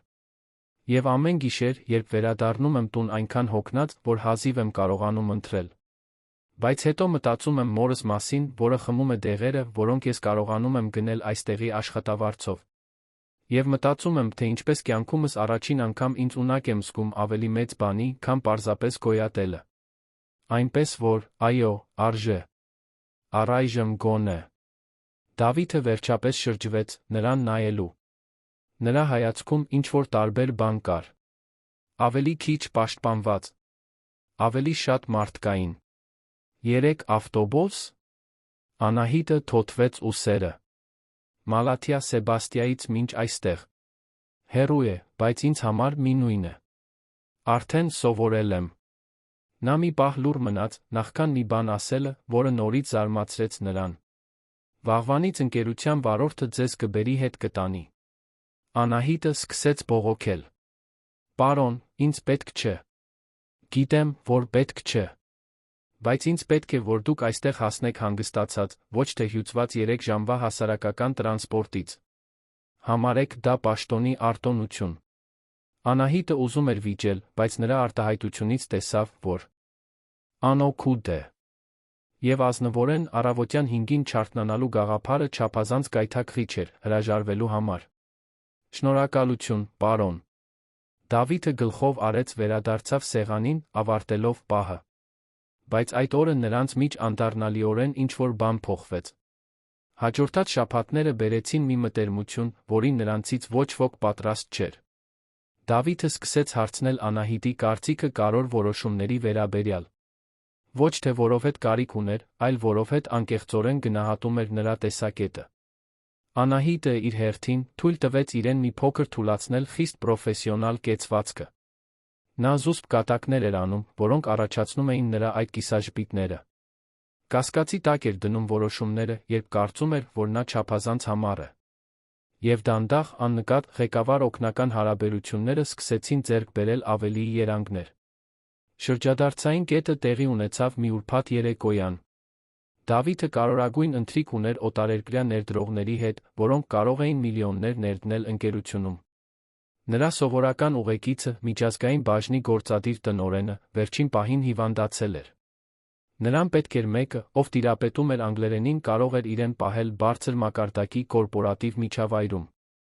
Եվ կար միայն մեկ մարդ, ով համապատասխանում էր այդ պահանջներին։ Անահիտը։ Երբ նա արեց հրավերը, ավելի ճիշտ, երբ տեղեկացրեց, որ նա կուղեկցի իրեն, Անահիտը լուռ խուճապի մատնվեց։ Նա չուներ այդպիսի ընթրիքի համար հարմար հագուստ։ Չուներ կոշիկներ։ Չուներ բացարձակապես ոչինչ, որը կհամապատասխաներ այդ աշխարհին։ Դավիթը նկատեց վարանումը զարմանալի նրբանկատությամբ ասաց. Ես հասկանում եմ, եթե սա անհարմար է։ Բայց ես վստահում եմ ձեզ։ Եվ ինձ պետք է մեկը, ում կարող եմ վստահել իմ կողքին այսօր։ Ոչ թե որպես օգնական։ Որպես գործընկեր։ Անահիտը խորը շունչ քաշեց։ Ես կգամ։ Բայց ինձ մի քանի ժամ է պետք պատրաստվելու համար։ Այն, ինչ նա չէր սպասում, այն էր, որ Դավիթն արդեն մտածել էր այդ մասին։ Նա նրան տվեց կորպորատիվ կրեդիտ քարտ մի բուտիկի հասցե։ Մենեջերը սպասում է ձեզ։ Ընտրեք այն, ինչ ձեզ պետք է։ Անահիտը նայեց քարտին, կարծես այն այրելու էր իր ձեռքերը։ Պարոն, ես չեմ կարող։ Կարող եք։ Եվ կանեք։ Ընթրիքը 8-ին է։ Ձեր տրամադրության տակ վարորդ կա։ Անահիտը ուզում էր վիճել, բայց նրա դեմքի արտահայտությունը բանավեճի տեղ չէր թողնում։ Նա վերցրեց քարտը դուրս եկավ այնտեղից, սիրտը անկանոն բաբախելով։ Բուտիկը ջնշող էր։ Մանեկեններ, զգեստներով, որոնք ավելի թանկ արժեին, քան նրա 6 ամսվա աշխատավարձը։ Գնահատող հայացքներով վաճառողուհիներ։ Բայց մենեջերը, մի էլեգանտ միջին տարիքի տիկին, նրան ընդունեց պրոֆեսիոնալիզմով բարությամբ։ Պարոն Սարգսյանն անձամբ զանգահարեց։ Մենք ձեզ համար կատարյալ բան կգտնենք։ Եվ գտան։ Մի զուսպ, բայց էլեգանտ մուգ կապույտ զգեստ։ Հարմարավետ, բայց նրբաճաշակ կոշիկներ։ Մի պարզ վզնոց, որը լրացնում էր հավաքածուն առանց չափազանցության։ Երբ Անահիտը նայեց իրեն հայելու մեջ, հազիվ ճանաչեց սեփական պատկերը։ Նա կարծես պատկանում էր այդ աշխարհին։ Գոնե մեկ գիշերով։ Դավիթը նրան սպասում էր ռեստորանի նախասրահում։ Երբ տեսավ նրան մեքենայից իջնելիս, ինչ-որ բան նրա ներսում տեղաշարժվեց։ Նա ամիսներ շարունակ ամեն օր տեսել էր Անահիտին։ Գիտեր նրա դեմքի յուրաքանչյուր արտահայտություն։ Բայց այդ պահին, ռեստորանի մեղմ լույսերի տակ, նա բոլորովին այլ տեսք ուներ։ Եվ մինույն ժամանակ, ճիշտ նույնը։ Նույն վճռականությունը հայացքում։ Նույն վստահ կեցվածքը։ Պարզապես մի փաթեթավորմամբ, որը վերջապես համապատասխանում էր նրան, ինչ նա միշտ եղել է։ Դու հիասքանչ ես, ասաց նա, բառերը դուրս թռան, նախքան նա կհասցներ զտել դրանք։ Անահիտը կարմրեց։ Շնորհակալություն։ Եվ շնորհակալություն հագուստի համար։ Ես վաղը կվերադարձնեմ։ Չես վերադարձնի։ Դա քոնն է։ Անահիտը սկսեց բողոքել, բայց նա մի ձեռքը բարձրացրեց։ Անահիտ, խնդրում եմ։ Պարզապես ընդունիր։ Եվ վայելիր երեկոն։ Նա հոգոց հանեց։ Լավ։ Բայց միայն այն պատճառով, որ հոգնել եմ քեզ հետ վիճելուց։ Դավիթը ժպտաց։ Իսկական ժպիտ։ Եվ առաջին անգամ Անահիտը կրծքում ինչ-որ տարբեր բան զգաց։ Ինչ-որ վտանգավոր բան։ Ընթրիքը բիզնեսի, կորպորատիվ քաղաքականության հաշվարկված հմայքի բարդ բառ էր։ Անահիտը վարպետորեն իր դերը կատարեց։ Խոսեց ներդրողների հետ սահուն անգլերենով, խելացի հարցեր տվեց նրանց նախագծերի մասին, ծիծաղեց ճիշտ պահերին։ Եվ երբ ներդրողներից մեկը թեթակի սեքսիստական կատակ արեց բիզնեսում կանանց մասին, Անահիտը պատասխանեց սուր պատասխանով, որն առաջացրեց ծիծաղ ծափահարություններ սեղանի շուրջ։ Դավիթը նրան դիտում էր հպարտության ինչ-որ ավելի խառնուրդով։ Ինչ-որ բան, որը նա չէր ուզում անվանել, բայց որն ավելի ու ավելի դժվար էր դառնում անտեսել։ Երբ ընթրիքն ավարտվեց, պայմանագրերը ստորագրվեցին, Դավիթը պնդեց, որ անձամբ Անահիտին տուն տանի։ Նա փորձեց հրաժարվել, բայց նա արդեն բացում էր մեքենայի դուռը։ Ճանապարհորդությունը սկզբում լուռ էր։ Անահիտը նայում էր պատուհանից, մշակելով այն անիրական երեկոն, որը նոր էր ապրել։ Դավիթը վարում էր, ուշադրությունը բաժանված երթեկության իր կողքին նստած կնոջ միջ։ Անահիտն էր, որ խախտեց լռությունը։ Շնորհակալություն այսօր ինձ վստահելու համար։ Ես գիտեմ, որ դա իմ պարտականությունը չէր։ Դավիթը աչքերը պահեց ճանապարհին։ Դու կատարյալ էիր։ Ինչպես գիտեի, որ կլինես։ Անահիտը ժպտաց։ Դու չափազանց շատ ես ինձ վստահում։ Ես վստահում եմ ճիշտ այնքան, որքան պետք է, պատասխանեց նա։ Եվ հետո, մի դադարից հետո։ Դու լավագույն բանն ես, որ պատահել է այդ ընկերությունում տարիներ շարունակ, Անահիտ։ Եվ ես սա չեմ ասում որպես քո ղեկավար։ Անահիտի սիրտը մի զարկ բաց թողեց։ Ինչ ես ասում։ Դավիթը կանգնեցրեց մեքենան նրա համեստ շենքի դիմաց։ Շրջվեց, ուղիղ նրան նայելու։ Ասում եմ, որ վերջին շաբաթներին ես քո մասին մտածել եմ այնպես, ինչպես ղեկավարը չպետք է մտածի իր օգնականի մասին։ Եվ ասում եմ, որ եթե դու նույնը չես զգում, ոչինչ։ Կձացնենք, թե այս զրույցը երբեք տեղի չի ունեցել, կշարունակենք ինչպես առաջ։ Բայց եթե զգում ես, նույնիսկ եթե դա իմ զգացածի մի մասն է, ես կցանկանայի իմանալ։ Անահիտը քարացել էր։ Բոլոր պրոֆեսիոնալ կանոնները գոռում էին, որ նա նահանջի։ Հեռավորություն պահի։ Պաշտպանի իր աշխատանքը, իր հեղինակությունը։ Բայց երբ նա նայեց Դավիթի աչքերին, տեսավ նույն խոցելիությունը, որը նկատել էր այն օրը պատուհանի մոտ։ Տեսավ մարդուն դիմակի հետում։ Եվ հասկացավ, որ ինքը նույնպես վաղուց հատել էր այդ գիծը։ Առանց նույնիսկ նկատելու, թե երբ կամ ինչպես։ Ես զգում եմ, շշնջաց նա։ Եվ հետո, ավելի վստահ։ Ես էլ եմ զգում։ Դավիթը բաց թողեց պահած շունչը։ Կարող եմ քեզ համբուրել։ Անահիտը գլխով արեց, անկարող լինելով բառեր կազմել։ Եվ երբ նրանց շուրթերը հանդիպեցին այնտեղ, ծայրամասային համեստ շենքի դիմաց կայանված մեքենայում, մնացած ամեն ինչ անհետացավ։ Սոցիալական տարբերությունները, կորպորատիվ հիերարխիաները, ռիսկերը։ Այդ պահին դրանցից ոչ մեկը նշանակություն չուներ։ Կային միայն նրանք երկուսը, այն ճնշող զգացումը, որ ինչ-որ անխուսափելի բան վերջապես տեղի էր ունենում։ Երբ նրանք բաժանվեցին, երկուսն էլ շնչահեղձ էին։ Դավիթը։ Ճակատը հպեց նրան։ Հիմա ինչ ենք անելու։ Անահիտը դողացող ծիծաղ տվեց։ Գաղափար չունեմ։ Բայց կպարզենք։ Միասին։ Նա ժպտաց։ Միասին։ Եվ այդ բառի մեջ խոստում կար։ Անորոշ, վախեցնող, բայց բացարձակապես իրական։ Հաջորդ օրերին Անահիտն ու Դավիթը մտան բոլորովին նոր տարածք։ Նրանք հատել էին պրոֆեսիոնալի անձնականի միջ սահմանը, հետդարձի ճանապարհ չկար։ Բայց դա բերեց մարտահրավերներ, որոնցից ոչ մեկը նրանք լիովին չէին կանխատեսել։ Ինչպես պահպանել գաղտնիությունը գրասենյակում, երբ այն ամենը, ինչ ուզում էին, միասին լինելն էր։ Ինչպես առանձնացնել ղեկավար աշխատակից դինամիկան զույգի դինամիկայից։ Այդ համբույրից հետո առաջին առավոտը տարօրինակ էր։ Անահիտը գրասենյակ եկավ ինչպես միշտ 15 րոպե շուտ։ Պատրաստեց սուրճը ճշգրիտ ջերմաստիճանով։ Կազմակերպեց օրվա օրակարգը։ Ամեն ինչ ճիշտ այնպես, ինչպես անում էր ամեն օր։ Բայց երբ մտավ Դավիթի սենյակ, սուրճը մատուցելու, նրանց աչքերը հանդիպեցին, մի պահ վարանում եղավ։ Ինչպես պետք է իրենց պահեին հիմա։ Դավիթը լուծեց հարցը բնորոշ ծով։ Բարի լույս, Անահիտ։ Սուրճը կատարյալ է, ինչպես միշտ։ Եվ նրա ժպիտի մեջ ինչ-որ բան կար, զուսպ, բայց անկեղծ, որը ստիպեց նրան հանգստանալ։ Բայց ոչ ամեն ինչ էր պարզ։ Կային անխուսափելի լարվածության պահեր։ Ինչպես երբ Դավիթը ստիպված եղավ ուղղել մի սխալ զեկույցում, որը Անահիտն էր պատրաստել, նա պաշտպանական արձագանքեց, կարծելով, թե նա չափազանց խիստ է։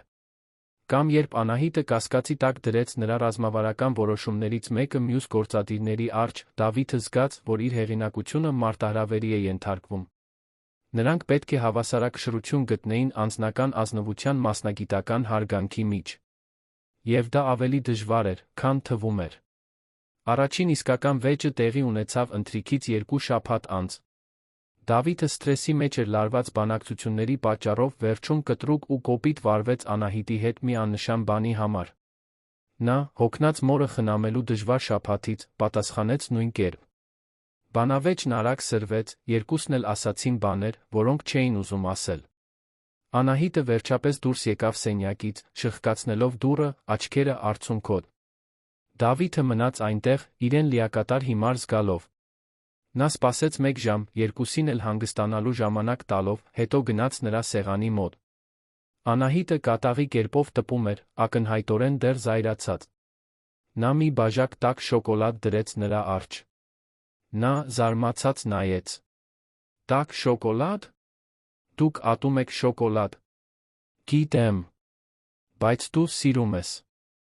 Եվ ես հիմար եմ, որ չպետք է իմ սթրեսը քեզ վրա թափեի։ Անահիտը հոգոց հանեց, զայրույթը լուծվեց։ Ես էլ չպետք է այդպես արձագանքեի։ Դավիթը աթոռ քաշեց։ Մենք երկուսս էլ սովորում ենք, Անահիտ։ Ինչպես անել, որ սա ստացվի։ Ինչպես լինել գործընկերներ, առանց թույլ տալու, որ աշխատանքը քանդի այն, ինչ ունենք։ Վատ օրեր կլինեն։ Կվիճենք։ Բայց պետք է խոստանանք, որ միշտ կխոսենք հետո։ Միշտ կներողություն խնդրենք, երբ սխալ ենք։ Անահիտը վերցրեց տաք շոկոլադը։ Խոստանում եմ։ Եթե դու խոստանաս դադարել երբեմն այդքան համառ լինելուց։ Նա ժպտաց։ Խոստանում եմ փորձել։ Բայց առանց երաշխիքների։ Շաբաթներն անցնում էին, նրանք մշակեցին մի առօրյա, որն աշխատում էր։ Աշխատանքային ժամերին նրանք բացարձակապես պրոֆեսիոնալ էին։ Անահիտը շարունակում էր լինել օրինակելի օգնական, Դավիթը շարունակում էր լինել պահանջկոտ ղեկավար։ Բայց կային փոքրիկ գողացված պահեր։ Ձեռքերի հպում, փաստաթղթեր փոխանցելիս։ Ընդհանուր ժպիտ, երբ ոչ ոք չէր նայում։ Զուսպ տեքստային հաղորդագրություններ ձանձրալի հանդիպումների ժամանակ։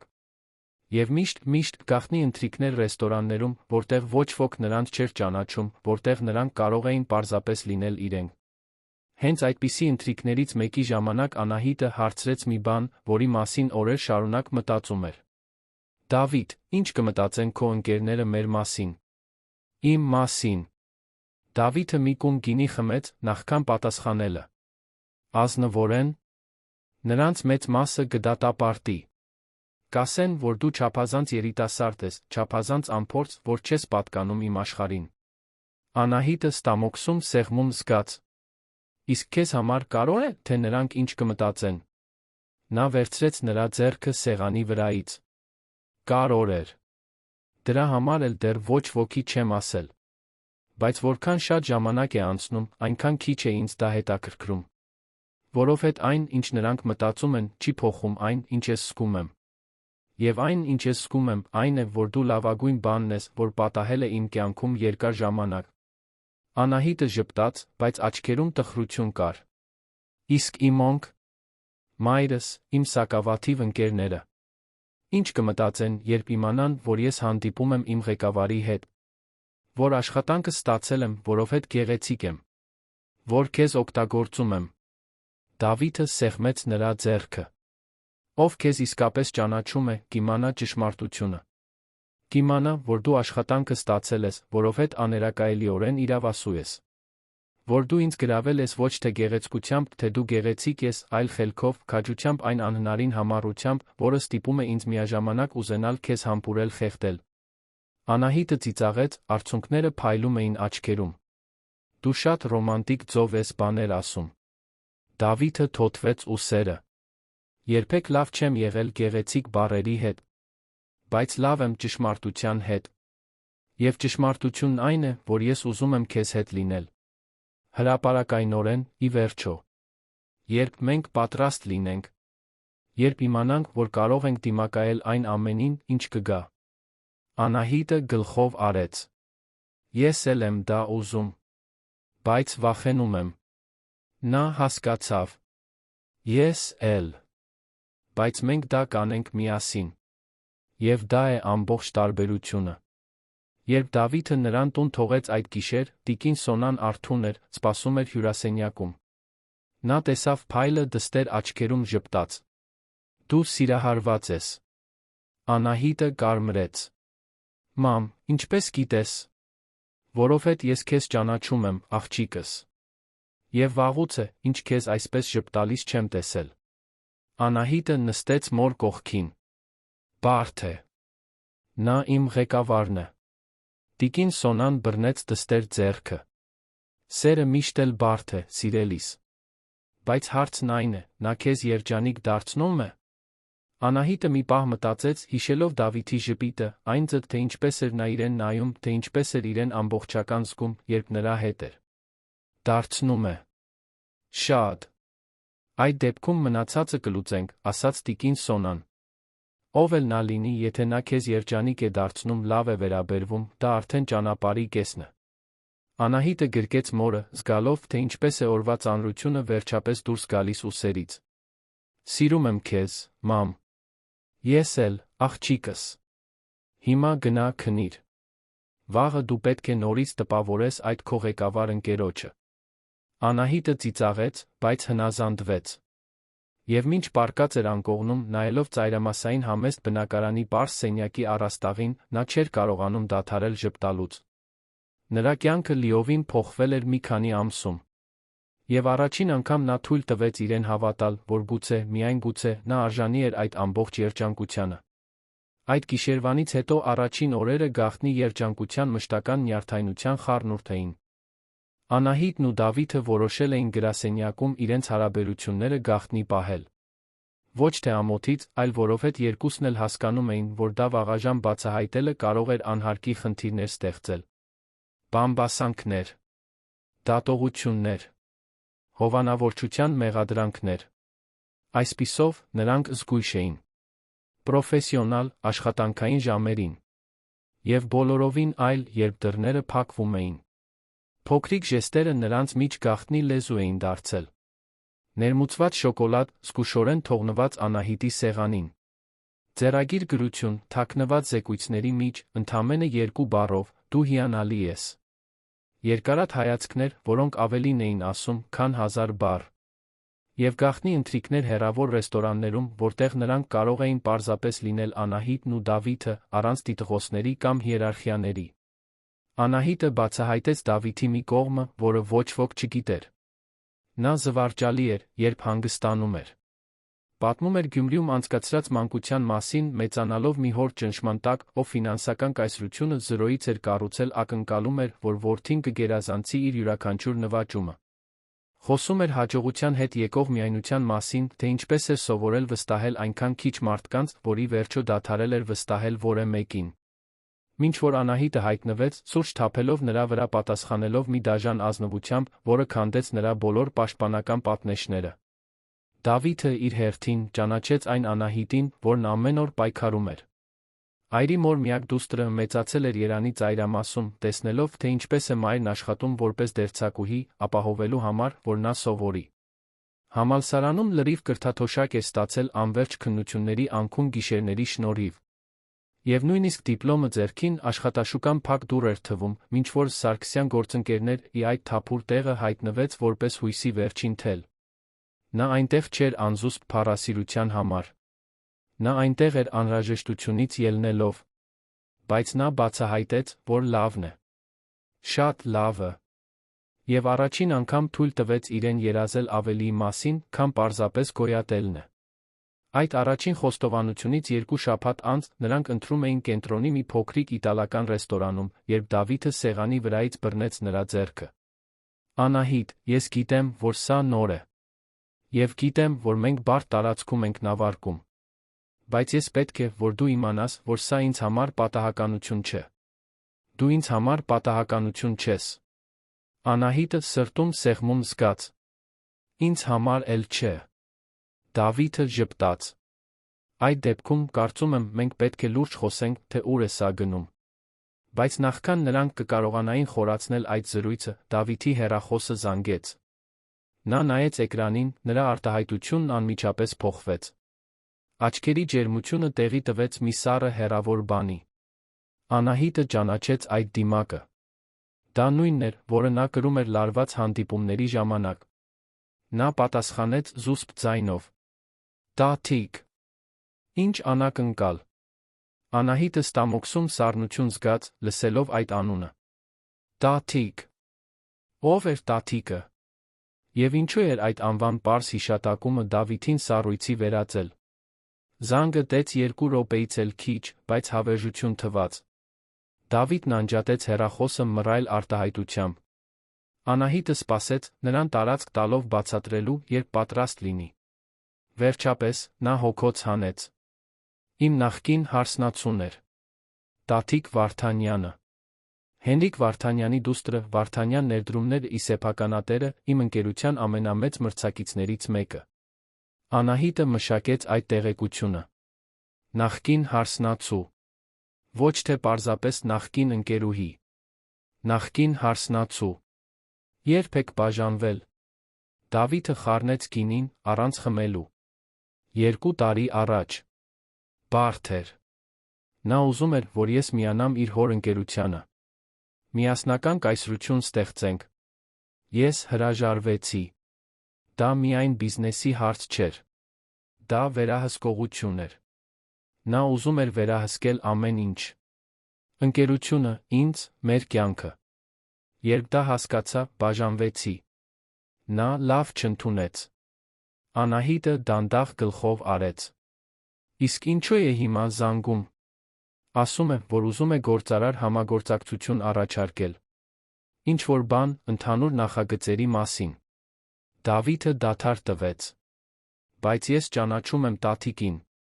Նա երբեք ոչինչ չի անում պարզ պատճառներով։ Անահիտը ստամոքսում հանգույց զգաց, բայց ստիպեց իրեն հանգիստ ժպտալ։ Դե, վաղը կիմանաս, թե նա ինչ է ուզում, այնպես չէ։ Դավիթը նորից բռնեց նրա ձեռքը։ Դու լավ ես սրա հետ։ Անահիտը թոթվեց ուսերը, փորձելով ավելի վստահ թվալ, քան իրականում զգում էր։ Ինչու չպետք է լավ լինեմ։ Դա բիզնես է։ Եվ քո անցյալը։ Ես քեզ վստահում եմ։ Բայց այդ քաջ խոսքերի հետում անվստահության սերմ էր ցանվել։ Տատիկ Վարդանյանը երկուշաբթի առավոտյան ժամանեց որպես էլեգանտ փոթորիկ։ Բարձրահասակ, նիհար, կատարյալ ուղված մազերով, որոնք ոսկեգույն ալիքներով թափվում էին ուսերին։ Հագին Շանելի զգեստ էր, որը հավանաբար արժեր Անահիտի 6 ամսվա աշխատավարձը, լուբուտենի կոշիկներ մի պայուսակ, որը թանկարժեք արվեստի գործ էր։ Նա անցավ 20-րդ հարկի նախասրահով, կարծես տեղի տերն ինքն էր, առաջացնելով բոլորի հիացական նախանձոտ հայացքները։ Անահիտը նրան առաջին անգամ տեսավ, երբ տատիկն անցավ իր սեղանի մոտով, Դավիթի սենյակի ճանապարհին։ Կինը կանգ առավ, Անահիտին վերից վար նայեց գնահատող արտահայտությամբ, հետո ժպտաց։ Մի ժպիտ, որը չէր հասնում աչքերին։ Դուք պետք է նոր օգնականը լինեք։ Ասում են, արդյունավետ եք։ Անահիտը բարձրացրեց կզակը։ Անում եմ հնարավորինս լավը։ Տատիկը թեքեց գլուխը։ Համոզված եմ։ Լավ է, որ Դավիթը վերջապես գտել է մեկին, ով կարողանում է նրա հետ աշխատել։ Ես սովորաբար կատակում էի, որ նա ավելի շատ օգնականների է վախեցնում, քան սարսափ ֆիլմը։ Այդ մեկնաբանության մեջ ինչ-որ բան կար, մի սեփականատիրական մտերմություն, որը ստիպեց Անահիտի ստամոքսը շրջվել։ Բայց նա պահպանեց չեզոք արտահայտությունը։ Կարող եմ ձեզ ինչ-որ բանով օգնել։ Տատիկը ձեռքով արեց։ Անհանգստանալու կարիք չկա, սիրելիս։ Ես ճանապարհը գիտեմ։ Եվ առանց թույլտվություն սպասելու, նա բացեց Դավիթի սենյակի դուռը, ներս մտավ, կարծես դրա բոլոր իրավունքներն ուներ։ Անահիտը մի պահ քարացած մնաց, մշակելով այն, ինչ նոր էր տեղի ունեցել։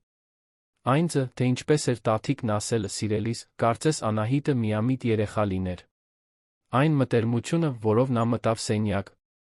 Այն բացարձակ վստահությունը մեկի, ով գիտեր, որ դեռ ինչ-որ արտոնյալ մուտք ունի։ Եվ առաջին անգամ, երբ Դավիթի հետ հարաբերությունները սկսվել էին, Անահիտը զգաց նրանց մեջ եղած տարբերության իրական ծանրությունը։ Տատիկը պատկանում էր այդ աշխարհին։ Անահիտը պարզապես հյուր էր։ Դավիթի տատիկի հանդիպումը տեց 3 ժամ։ 3 անվերջ ժամ, որոնց ընթացքում Անահիտը փորձում էր կենտրոնանալ աշխատանքի վրա, բայց չէր կարողանում խուսափել այդ փակ դռանը նայելուց։ Ինչ էին նրանք քննարկում։ Ինչու էր այդքան երկար տուն։ Եվ ինչու Դավիթը նրան չէր կանչել մասնակցելու, ինչպես անում էր այլ կարևոր հանդիպումների ժամանակ։ Երբ վերջապես դուռը բացվեց, տատիկը դուրս եկավ գոհունակ ժպիտով։ Նա նորից կանգ առավ Անահիտի սեղանի մոտ։ Կարծում եմ, մենք հաճախ կտեսնվենք այստեղ առաջիկա շաբաթներին։ Ես Դավիթի հետ համատեղ նախագծի վրա եմ աշխատում։ Անահիտը ստիպեց իրեն պրոֆեսիոնալ ժպտալ։ Շատ լավ։ Եթե որևէ բանի կարիք լինի, ես ձեր տրամադրության տակ եմ։ Տատիկը թեքեց գլուխը, Անահիտին ուսումնասիրելով այդ հաշվարկող աչքերով։ Գիտեք, ձեր մեջ ինչ-որ ծանոթ բան կա։ Չեմ կարողանում հասկանալ, թե ինչ։ Բայց համոզված եմ, որ մենք ավելի լավ կճանաչենք միմյանց։ Եվ անփույթ գլխով անելով, նա հեռացավ։ Անահիտը սպասեց, մինչ համոզվեց, որ տատիկը գնացել է, նախքան Դավիթի դուռը թակելը։ Նա կանգնած էր պատուհանի մոտ, կեցվածքը լարված։ Անահիտը փակեց դուռը իր հետից։ Ուզում եք խոսել այդ մասին։ Դավիթը շրջվեց։ Նա ուզում է համատեղ ձեռնարկություն ստեղծել միջազգային ներդրումային նախագծի համար։ Թղթի վրա դա իմաստ ունի։ Շահութաբեր կլինի երկու ընկերությունների համար էլ։ Անահիտը խաչեց ձեռքերը։ Բայց ես նրան չեմ վստահում։ Երբեք լիովին չեմ վստահել։ Եվ հիմա էլ ավելի քիչ։ Անահիտը մոտեցավ։ Այդ դեպքում ինչու ընդունեցիք հանդիպումը։ Դավիթը ձեռքը տարավ մազերի միջով, հիասթափված։ Որովհետև իմ տնօրենների խորհուրդը ճնշում է գործադրում, որ ես դա քննարկեմ։ Եվ որովհետև առանց ակնհայտ պատճառի մերժելը անձնական կթվար, ոչ թե պրոֆեսիոնալ։ Անահիտը դանդաղ գլխով արեց։ Իսկ դա անձնական է։ Դավիթը ուղիղ նայեց նրան։ Ոչ այն ծով, որով դու ես մտածում։ Ես տատիկի նկատմամբ ոչինչ չեմ զգում, բացի առողջ անվստահությունից։ Բայց դա չի նշանակում, որ նա չի փորձի բարդացնել իրավիճակը։ Հատկապես, եթե իմանա մեր մասին։ Անահիտը ստամոքսում սուզում զգաց։ Կարծում եք, նա ինչ-որ բան կփորձի։ Դավիթը հոգոց հանեց։ Ես տատիկին բավական երկար եմ ճանաչում, որ իմանամ, որ նա ոչինչ չի անում առանց թաքնված շարժառիթի։ Եվ նա երբեք լավ չի ընդունել բաժանումը։ Ոչ թե որովհետև ինձ սիրում էր, այլ որովհետև չի սիրում պարտվել։ Եվ իմ նրանից բաժանվելը մի պարտություն էր, որը նա երբեք չհաղթահարեց։ Անահիտը փորձեց ձայնը հաստատուն պահել։ Այդ դեպքում ինչ ենք անում։ Դավիթը նրան գրկեց։ Շարունակում ենք առաջ։ Զգուշությամբ։ Եվ թույլ չենք տալիս, որ նա որևէ բան դնի մեր միջ։ Բայց ասելն ավելի հեշտ էր, քան անելը։ Հաջորդ շաբաթներին տատիկը դարձավ մշտական ներկայություն 20-րդ հարկում։ Միշտ լրացուցիչ հանդիպումների պատրվակով, միշտ առանց զգուշացման հայտնվելու պատճառով։ Եվ միշտ ընդգծելով իր մտերմությունը Դավիթի հետ։ Ձեռքը նրա ուսին, խոսակցությունների ժամանակ։ Բարձր ծիծաղ, ներքին կատակներից, որոնք միայն իրենք երկուսն էին հասկանում։ Մշտական հղումներ իրենց ընդհանուր անցյալին։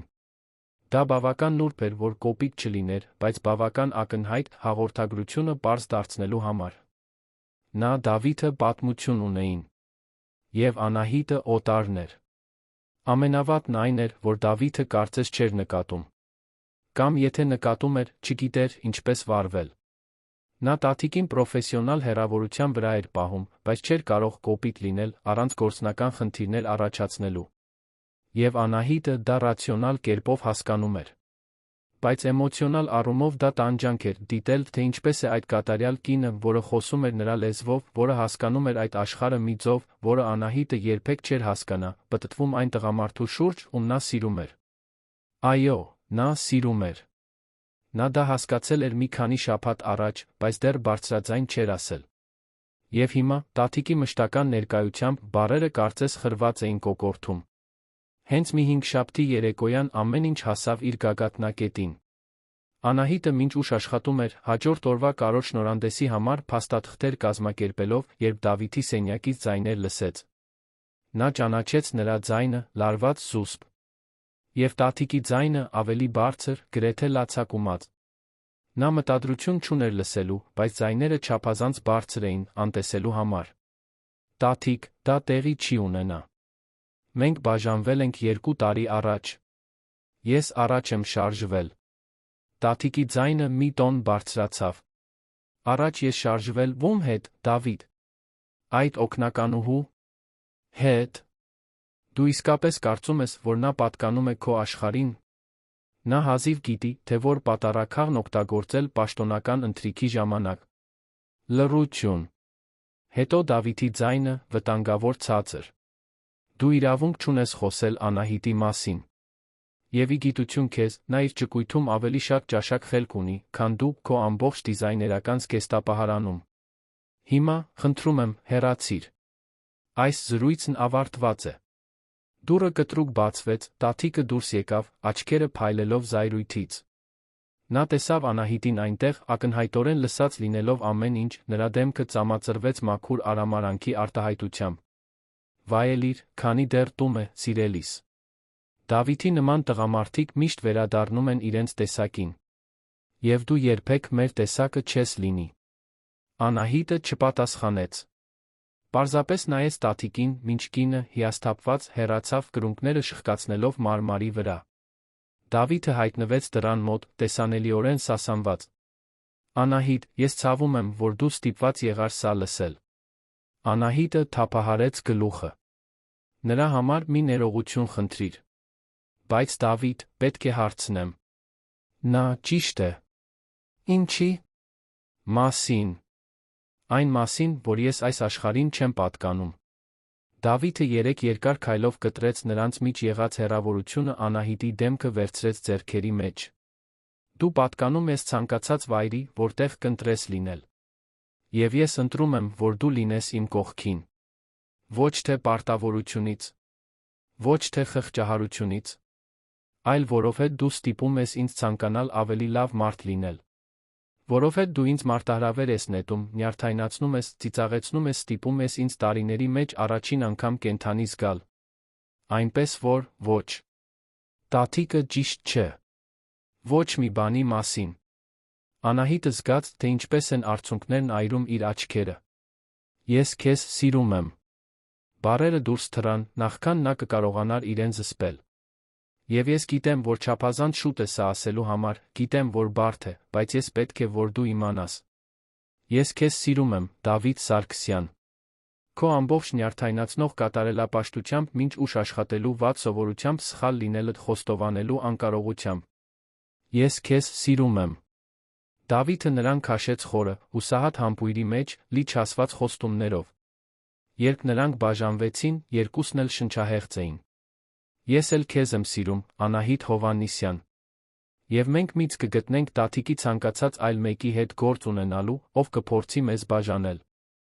Որովհետև դու իմն ես։ Եվ ես քոնն եմ։ Եվ ուրիշ ոչինչ նշանակություն չունի։ Բայց մինչ նրանք գրկախառնված էին այնտեղ, դատարկ գրասենյակում, նրանցից ոչ ոք չգիտեր, որ դռան մյուս կողմում, ստվերներում թաքնված, տատիկը վերադարձել լսել էր յուրաքանչյուր բառ։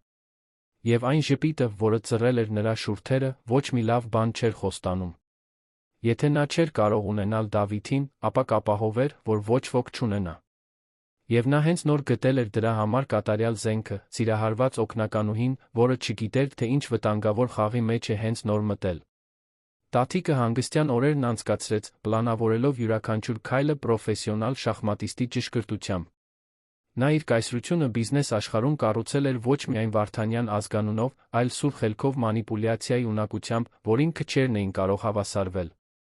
Եվ հիմա, այդ ամբողջ փորձառությունը ուղղվելու էր մեկ նպատակի՝ բաժանել Դավիթին Անահիտից, ստիպել նրան հասկանալ իր սխալը։ Երկուշաբթի առավոտյան տատիկը շուտ ժամանեց Սարգսյան գործընկերներ ի գրասենյակ։ Ոչ թե նշանակված հանդիպման, այլ մի այցի, որը, նա գիտեր, անակնկալի կբերեր Դավիթին։ Նա բավական լավ գիտեր նրա առօրյան, որ իմանար, որ նա միշտ գալիս է առավոտյան 7-ին, Անահիտից 2 ժամ շուտ։ Դա կատարյալ պատուհան էր։ Դավիթը զեկույցներ էր վերանայում, երբ ընդունարանի ժամանակավոր աշխատակցուհին նյարդայնացած զանգահարեց, հայտնելով, որ տիկին Վարդանյանը ճանապարհին է։ Նա խոժոռվեց։ Տատիկը երբեք առանց զգուշացման չէր գալիս։ Ինչ էր նա ուզում այս անգամ։ Նա նույնիսկ ժամանակ չունեցավ արդարացում պատրաստելու, նախքան նա մտավ դռնով, էլեգանտ, ինչպես միշտ, մոխրագույն զգեստով, որը հավանաբար ավելի թանկ արժեր, քան միջին դասի մեքենան։ Դավիթ, սիրելիս։ Հուսով եմ, չեմ խանգարում։ Նա պահպանեց չեզոք ձայնը։ Տատիկ։ Այսօր քեզ չէի սպասում։ Հանդիպում ունեինք, որը մոռացել եմ։ Նա նստեց նրա սեղանի դիմացի աթոռին, առանց հրավերի։ Ոչ, չունենք։ Բայց պետք է խոսենք։ Եվ նախընտրում եմ դա անել, նախքան քո սիրալիր օգնականը կգա։ Այդ վերջին բառի մեջ թույն կար։ Դավիթը խաչեց ձեռքերը։ Ինչի՞։ Մասին։ Այն մասին, որ դու կատաստրոֆիկ սխալ ես գործում, ասաց նա ուղիղ։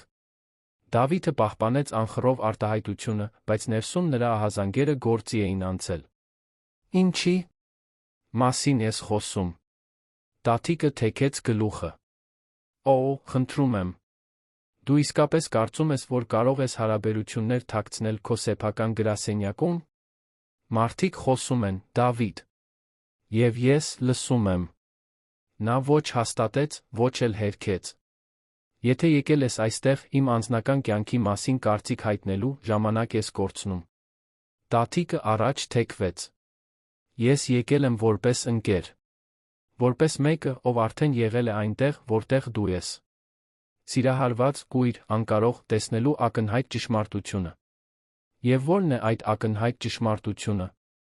Որ Անահիտ Հովհաննիսյանը այն չէ, ով դու կարծում ես։ Դավիթը զգաց, թե ինչպես է զայրույթը բարձրանում, բայց ստիպեց իրեն հանգստություն պահպանել։ Բացատրիր։ Տատիկը բացեց պայուսակը, մի թղթապանակ հանեց։ Ես մասնավոր հետախույզ եմ վարձել։ Պարզապես համոզվելու համար, որ իմ գործընկերը դու մանիպուլյացիայի չի ենթարկվում։ Եվ մի քանի հետաքրքիր բան եմ գտել Օրիորդ Հովհաննիսյանի մասին։ Դավիթը չդիպավ թղթապանակին։ Ինձ բամբասանքները չեն հետաքրքրում։ Դրանք բամբասանքներ չեն։ Փաստեր են։ Նա ստել է իր ինքնակենսագրականում, Դավիթ։ Բաց է թողել մի նախորդ աշխատանք, որտեղից ազատվել է հոդվածով։ Եվ գուշակիր, ինչու՞։ Իր մենեջերի հետ ոչ պատշաճ հարաբերություններ ունենալու համար։ Դավիթը զգաց, կարծես ստամոքսին հարված ստացավ, բայց պահպանեց չեզոք արտահայտությունը։ Դու ստում ես։ Տատիկը թղթապանակը հրեց դեպի նա։ Ամեն ինչ այստեղ է։ Փաստաթղթեր, վկայություններ, նույնիսկ լուսանկարներ։ Նա սխեմա ունի, Դավիթ։ Գայթակղում է իշխանության դիրքերում գտնվող տղամարդկանց, օգտագործում է նրանց առաջ գնալու համար, երբ ստանում է այն, ինչ ուզում է, դեն է նետում։ Եվ դու պարզապես ցուցակի վերջինն ես։ Դավիթը չբացեց թղթապանակը։ Դուրս իմ գրասենյակից։ Տատիկը վեր կացավ, բայց ոչ առանց թղթապանակը սեղանին թողնելու։ Կարդա։ Եվ երբ հասկանաս, որ ես ճիշտ եմ, գիտես, որտեղ ինձ գտնել։ Որովհետև ի տարբերություն նրա, ես իսկապես հոգ եմ տանում քո մասին։ Միշտ եմ հոգ տարել։ Եվ միշտ կտանեմ։ Երբ նա դուրս եկավ, Դավիթը մնաց նայելով այդ թղթապանակին, կարծես թունավոր օձ լիներ։ Նրա մի մասը ուզում էր այն աղբը նետել, առանց բացելու։ Բայց մյուս մասը, վերլուծական ռացիոնալ մասը, որը նրան հաջողակ գործադիր տնօրեն էր դարձրել, գիտեր, որ պետք է գոնե ստուգի, թե արդյոք այդ մեղադրանքներում ճշմարտություն կա։ Դողացող ձեռքերով նա բացեց թղթապանակը։ Եվ այն, ինչ տեսավ այնտեղ, սասանեց նրա աշխարհը։ Կային փաստաթղթեր, որոնք օրինական էին թվում։ Հանրախանութից ազատման նամակ, վկայակոչելով ոչ պատշաճ վարքագիծը։ Անահիտի նախկին գործընկերների կողմից ստորագրված հայտարարություններ, որոնք պնդում էին, որ նա սիրախաղ է արել մենեջերի հետ, առաջխաղացումներ ստանալու համար։ Եվ հատիկավոր, բայց ճանաչելի լուսանկարներ, Անահիտի մի տարեց տղամարդու հետ, իրավիճակներում, որոնք մտերմիկ էին թվում։ Դավիթը սրտխառնոց զգաց։ Մի՞թե դա ճիշտ էր։ Անահիտը ստել էր նրան ամեն ինչի մասին։ Բայց հետո ինչ-որ բան չհամընկավ։ Փաստաթղթերի ամսաթվերը։ Անահիտն ասել էր, որ 8 ամիս առաջ է ազատվել աշխատանքից հաճախորդի հետ կապված սխալի պատճառով։ Բայց թղթապանակի փաստաթղթերը նշում էին 2 տարի առաջվա ազատում։ Եվ լուսանկարները։ Նա ավելի ուշադիր նայեց։ Դրանցում ինչ-որ բան սխալ էր։ Որակը շատ ցածր էր, անկյունները չափազանց հարմար։ Եվ հայտարարություններում նշված մարդիկ, նա չճանաչեց անուններից ոչ մեկը։ Հնարավոր էր, որ այս ամենը կեղծված լիներ։ Նա վերցրեց հեռախոսը, զանգահարեց ընկերության անվտանգության ծառայության պետին։ Ինձ պետք է, որ ստուգեք որոշ փաստաթղթերի իսկությունը։ Բացարձակ հրատապությամբ։ Նա գիտեր, որ ռիսկի է դիմում, ինչ-որ բան բացահայտելով, բայց նրան պետք էր ճշմարտությունը։ Մինույն ժամանակ Անահիտը գրասենյակ հասավ իր սովորական ժպիտով, բոլորովին անտեղյակ այն ռումբից, որը տատիկը տեղադրել էր։ Բարի լույս։ Սուրճն այսօր մի փոքր ավելի թունդ է։ Մտածեցի, ձեզ պետք կգա երեկվա այդ հանդիպումից հետո։ Դավիթը նայեց նրան, փորձելով հաշտեցնել այն կնոջը, ում ճանաչում էր, այն մեղադրանքների հետ, որոնք նոր էր կարդացել։ Անահիտ, կարող եմ ձեզ մի հարց տալ։ Իհարկե։ Դուք ինձ ամբողջ ճշմարտությունը պատմել եք ձեր նախորդ աշխատանքի մասին։ Անահիտը թարթեց աչքերը, զարմացած հարցից. Այո, ինչու՞։ Դավիթը ուսումնասիրեց նրա դեմքը։ Ոչ մի բաց թողնված մանրամասն։ Ոչինչ, որ կցանկանայիք ինձ պատմել։ Անահիտը խոժոռվեց.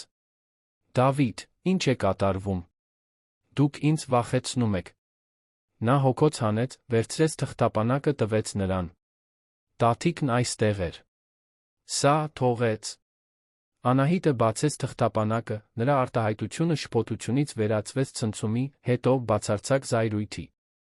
Սա սուտ է։ Այս ամենը սուտ է։ Դավիթ, դուք պետք է ինձ հավատաք։ Ես սրանցից ոչինչ չեմ արել։ Ես ուզում եմ հավատալ, Անահիտ։ Բայց այս փաստաթղթերը շատ իրական են թվում։ Անահիտը դողում էր զայրույթից։ Այդ դեպքում ստուգել տվեք։ Հետաքննեք։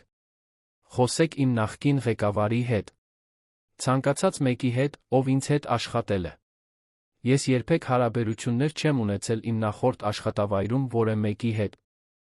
Ինձ աշխատանքից ազատել են, որովհետև ազնիվ սխալ եմ թույլ տվել վճարման հետ կապված։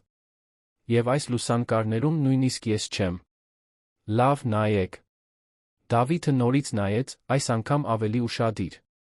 Եվ հասկացավ, որ Անահիտը ճիշտ է։ Լուսանկարների կինը նմանատիպ գծեր ուներ, բայց ծնոտը տարբեր էր։ Աչքերի ձը սխալ էր։ Եվ որքան շատ էր նայում, այնքան ավելի ակնհայտ էր դառնում։ Դա մոնտաժ էր։ Մի մշակված կեղծիք։ Տատիկը մի ամբողջ թղթապանակ կեղծ ապացույցներ էր ստեղծել։ Բայց ինչու՞։ Պատասխանն ակնհայտ էր։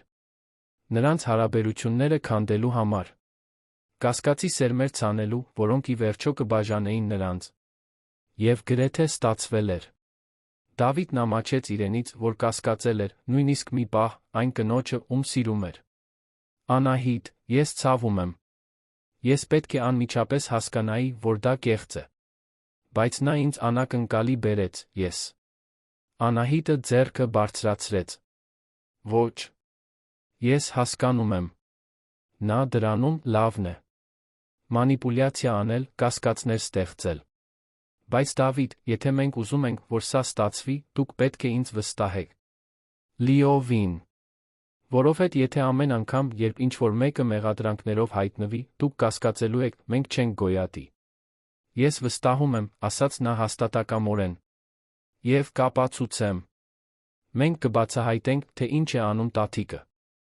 Եվ կապահովենք, որ նա այլս երբեք չկարողանա մեզ սպառնալ։ Առաջին նշանները, որ ինչ-որ բան այն չէ, հայտնվեցին հաջորդ շաբաթ։ Փոքր բաներ, գրեթե աննկատ առանձին, բայց որոնք միասին անհանգստացնող օրինաչափություն էին կազմում։ Մի կարևոր զեկույց, որը Անահիտն էր պատրաստել, անհետացավ համակարգից։ Տատիկի հետ համատեղ ձեռնարկության մասին գաղտնի էլեկտրոնային նամակները արտահոսեցին մասնագիտացված մամուլ։ Մի պայմանագիր, որը Դավիթն անձամբ էր վերանայել, հանկարծ պարունակում էր կետեր, որոնք նա երդվում էր, որ երբեք չի հաստատել։ Եվ այս բոլոր միջադեպերում մի հաստատուն կար, Անահիտը վերջին մարդն էր, ով մուտք ուներ ֆայլերին։ Մարդկային ռեսուրսների բաժնում սկսեցին լուրեր պտտվել։ Արդյոք նոր օգնականը սաբոտաժի էր ենթարկում իր իսկ ղեկավարին։ Արդյոք նրան տեղադրել էր որևէ մրցակից ընկերություն։ Բամբասանքները շշնջում էին անկյուններում, բայց հասնում էին Անահիտի ականջներին կասկածամիտ հայացքների խոսակցությունների միջոցով, որոնք կտրուկ դադարում էին, երբ նա մոտենում էր։ Նա փորձում էր անտեսել, կենտրոնանալ աշխատանքի վրա, բայց 20-րդ հարկի մթնոլորտը փոխվել էր։ Եվ ամենավատն այն էր, որ Դավիթի վրա ճնշում էր գործադրում տնօրենների խորհուրդը միջոցներ ձեռնարկելու համար։ Իրավիճակը հասավ իր գագաթնակետին իր տնօրենների հետ լարված հանդիպման ժամանակ։ Անահիտը ներկա չէր, բայց Դավիթը հետո նրան պատմեց յուրաքանչյուր ցավոտ մանրամասն։ Խորհուրդը պահանջեց պաշտոնական հետաքննություն արտահոսքերի սխալների վերաբերյալ։ Եվ թե ոչ ոք չհամարձակվեց ուղղակիորեն մեղադրել Անահիտին Դավիթի առջ, ակնարկները բավականին պարզ էին։ Նա միակ նոր աշխատակիցն էր վերջերս։ Նա մուտք ուներ զգայուն տեղեկատվության։ Եվ զուգադիպաբար բոլոր խնդիրները սկսվել էին այն բանից հետո, երբ նա ստանձնեց պաշտոնը։ Դավիթը պաշտպանեց Անահիտին մի այնպիսի կրքով, որը զարմացրեց նույնիսկ ամենամոտ տնօրեններին։ Նա ամենաիրավասու մասնագետն է, ով երբե աշխատել է ինձ հետ։ Այս մեղադրանքները անհեթեթ են։ Բայց ֆինանսական տնօրենը, 60-ամյա մի տղամարդ, տասնամյակների փորձով, ասաց այն, ինչ բոլորը մտածում էին։ Դավիթ, ամբողջ հարգանքով, մենք բոլորս գիտենք, որ դուք օրիորդ Հովհաննիսյանը ունեք հարաբերություններ, որոնք դուրս են պրոֆեսիոնալի սահմաններից։ Արդյոք դա ազդում է ձեր դատողության վրա։ Հաջորդած լռությունը ծանր էր։ Դավիթը գիտեր, որ հերքելն անօգուտ կլինի։ Ըստ երույթին, նա Անահիտը այնքան էլ զգույշ չէին եղել, որքան կարծում էին։ Իմ հարաբերությունները Անահիտի հետ ոչ մի կապ չունեն նրա մասնագիտական գնահատականի հետ։ Նա անմեղ է այս մեղադրանքներում։ Տնօրենը հոգոց հանեց։ Այդ դեպքում ապացուցեք։ Հետաքննություն բացեք։ Թող փաստերը խոսեն իրենց փոխարեն։ Եթե նա անմեղ է, կարդարացվի։ Եվ եթե ոչ, երկուստ էլ կիմանաք ճշմարտությունը։ Դավիթը բռունցքները սեղմեց սեղանի տակ։ Շատ լավ։ Բացեք հետաքննությունը։ Բայց երբ ապացուցեք, որ Անահիտն անմեղ է, ես ձեզանից բոլորից պաշտոնական ներողություն եմ ակնկալում։ Երբ Դավիթը Անահիտին պատմեց հետաքննության մասին, նա գունատվեց։ Նրանք կարծում են, որ ես ձեզ եմ սաբոտաժի ենթարկում։ Ընկերությանը։ Դավիթը ամուր բռնեց նրա ձեռքերը։ Ես գիտեմ, որ դու չես։ Եվ մենք դա կապացուցենք։ Բայց Անահիտ, պետք է քեզ հարցնեմ։ Դու ինձ վստահում ես։ Լիովին։ Այդ դեպքում ես պետք է, որ դու մի բան անես, որը դժվար է լինելու։ Շատ դժվար։ Բայց դա միակ ձն է պարզելու, թե ով է իրականում սրա հետում կանգնած։ Այն ծրագիրը, որը Դավիթը մշակեց, համարձակ էր ռիսկային։ Նրանք կբեմադրեին հրապարակային դրամատիկ բաժանում։ Անահիտին կտեղափոխեին մեկ այլ բաժին, իբր թե խայտառակված։ Սա երկու նպատակի կծառայեր։ Նախ, կհանգստացներ խորհրդին կվերացներ հովանավորչության կասկածները։ Երկրորդ, ավելի կարևոր, այն մարդուն, ով իրականում կանգնած է սաբոտաժի հետում, կտար կեղծ անվտանգության զգացում, ճակատագրական սխալ թույլ տալու համար։ Դավիթն իր կասկածներն ուներ, թե ով է դա, բայց նրան ապացույցներ էին պետք։ Եվ ապացույցները կգային միայն այն դեպքում, եթե իսկական մեղավորն իրեն բավականաչափ վստահ զգար, բացահայտ գործելու համար։ Անահիտն ատում էր այդ ծրագրի յուրաքանչյուր բառը, բայց հասկանում էր տրամաբանությունը։ Եվ ամենակարևորը, վստահում էր Դավիթին։ Եթե նա կարծում էր, որ դա անհրաժեշտ է, նա կաներ։ Բայց մի պայմանով։ Երբ այս ամենն ավարտվի, երբ մենք ապացուցենք իմ անմեղությունը, պարզենք, թե ով է սա անում, մենք հրապարակային կդարձնենք մեր հարաբերությունները։ Առանց այլս գաղտնիքների։ Առանց թաքնվելու։ Դավիթը ժպտաց։ Ես այլ կերպ չէի էլ ուզենա։ Բեմադրությունը տեղի ունեցավ մի ուրբաթ օրը, ռազմավարականորեն ընտրված, որպեսզի բոլոր հիմնական բաժինները ներկա լինեն։ Դավիթը Անահիտին կանչեց իր սենյակ սառը բարձր ձայնով, որպեսզի մոտակա աշխատակիցները լսեն։ Երբ նա ներս մտավ, գտավ նրան կանգնած զսպված կատաղության արտահայտությամբ, որը նա գիտեր, որ կեղծ է, բայց որը կհամոզեր ցանկացած այլ մեկին։ Օրիորդ Հովհաննիսյան, որքան ժամանակ եք աշխատում այս ընկերությունում։ Անահիտը ստիպեց իր ձայնին թեթակի դողալ։ 4 ամիս, պարոն։ Եվ այս 4 ամսում քանի՞։ Կրիտիկական սխալ է տեղի ունեցել։ Քանի՞։ Արտահոսք։ Քանի՞։ Փաստաթուղթ է անհետացել։ Անահիտը գլուխը խոնարհեց, կատարելապես խաղալով նվաստացված աշխատակցի դերը։ Ես չգիտեմ, պարոն։ Ես երդվում եմ, որ ես չեմ եղել։ Դավիթը ձեռքով հարվածեց սեղանին, ստիպելով Անահիտին իսկապես ցատկել, որովհետև չէր սպասում։ Ես ձեզ վստահեցի։ Հնարավորություններ տվեցի, որոնք ոչ ոք չէր ունենա։ Եվ դուք ինձ դավաճանեցիք։ Անահիտը իրական արցունքներ զգաց, որոնք այրում էին իր աչքերը։ Ոչ թե որովհետև հավատում էր նրա խոսքերին, այլ որովհետև ցավալի էր ծածնել, թե հավատում է։ Պարոն, խնդրում եմ։ Թույլ տվեք բացատրել։ Բացատրելու ոչինչ չկա։ Երկուշաբթի օրվանից դուք կտեղափոխվեք նկուղում գտնվող արխիվի բաժին։ Եթե դեռ ուզում եք այստեղ աշխատանք ունենալ, խորհուրդ եմ տալիս ընդունել առանց բողոքների։ Անահիտը գուլ տվեց. Իսկ եթե չընդունեմ, այդ դեպքում աշխատանքից կազատվեք։ Ընտրությունը ձերն է։ Հենց այդ ժամանակ Անահիտն արեց մի բան, որը սցենարում չկար։ Մի բան, որը ծնվեց այն ամբողջ իրական հիասթափությունից, վախից, զայրույթից, որը նա կուտակել էր վերջին շաբաթներին։ Նա վերցրեց Դավիթի սեղանին դրված ջրի բաժակը, պարունակությունը շփեց նրա դեմքին։ Դուք սարսափելի մարդ եք, Դավիթ Սարգսյան։ Ես ամեն ինչ տվել եմ այս աշխատանքի համար։ Ձեզ համար։ Եվ դուք ինձ աղբի պես եք վերաբերվում առաջին իսկ հնարավորության դեպքում։ Նա շրջվեց, դուրս գալու, բայց կանգ առավ դռան մոտ։ Ես ընդունում եմ տեղափոխումը։ Բայց միայն այն պատճառով, որ ինձ գումար է պետք մորս համար։ Ոչ թե որովհետև ես դրան արժանի եմ։ Եվ մի օր դուք կհասկանաք ձեր թույլ տված սխալը։ Եվ արդեն ուշ կլինի։ Դուռը նրա հետից ուժգին շրխկաց։ 20-րդ հարկը բացարձակ լռության մեջ էր։ Բոլորը կանգ էին առել, տեսարանը դիտելու։ Եվ ինչ-որ տեղ, ցնցված աշխատակիցների մեջ թաքնված, Տաթիկ Վարդանյանը ժպտում էր։ Ծրագիրն ավելի լավ էր աշխատել, քան նա սպասում էր։ Դավիթ Սարգսյանը վերջապես ազատվել էր օգնականուհուց։ Եվ հիմա ճանապարհը բաց էր, որպեսզի Տաթիկը վերանվաճի այն, ինչ միշտ իրենն էր եղել իրավամբ։ Հանգստյան օրերը տանջանք էին երկուսի համար էլ։ Դավիթն ու Անահիտը շփվում էին միայն գաղտնագրված հաղորդագրություններով, անվտանգ հավելվածով, գիտակցելով, որ ցանկացած տեսանելի շփում կփչացներ ծրագիրը։ Անահիտը 2 օրն անցկացրեց տանը տիկին Սոնայի հետ, որը նկատեց, որ ինչ-որ բան այն չէ, բայց չճնշեց դստերը։ Պարզապես բռնեց նրա ձեռքը, ասաց, որ ամեն ինչ լավ կլինի։ Եվ Անահիտը ուզում էր հավատալ։ Դավիթը իր հերթին գաղտնի վարձեց մասնավոր հետախույզ թվային անվտանգության մասնագետ։ Եթե ինչ-որ մեկը մանիպուլյացիայի էր ենթարկում համակարգերն ու փաստաթղթերը, հետքեր կթողներ։ Պարզապես պետք էր գտնել դրանք։ Եվ նա ուժեղ կասկած ուներ, թե որտեղ փնտրել։ Երկուշաբթի օրը, երբ Անահիտն իջավ սառը նկուղ, որտեղ գտնվում էին հին արխիվները, իրեն բացարձակապես դժվար զգաց։ Տարածքը կլաուստրոֆոբիկ էր, վատ լուսավորված, միակ ընկերակցությունը հին փաստաթղթերի անվերջ կույտերն էին։ Բայց նա ամուր մնաց։ Սա ժամանակավոր էր։ Նա պետք է դրան հավատար։ 20-րդ հարկում մթնոլորտը կտրուկ փոխվել էր։ Տաթիկը շուտ հայտնվեց, փաստաթղթեր վերանայելու թույլ պատրվակով։ Բայց ցանկացած աչք ունեցող մարդ կարող էր տեսնել, որ նա փայլում է։ Նա անցավ Անահիտի դատարկ սեղանի մոտով, գոհունակ ժպիտով մտավ Դավիթի սենյակ, առանց թակելու։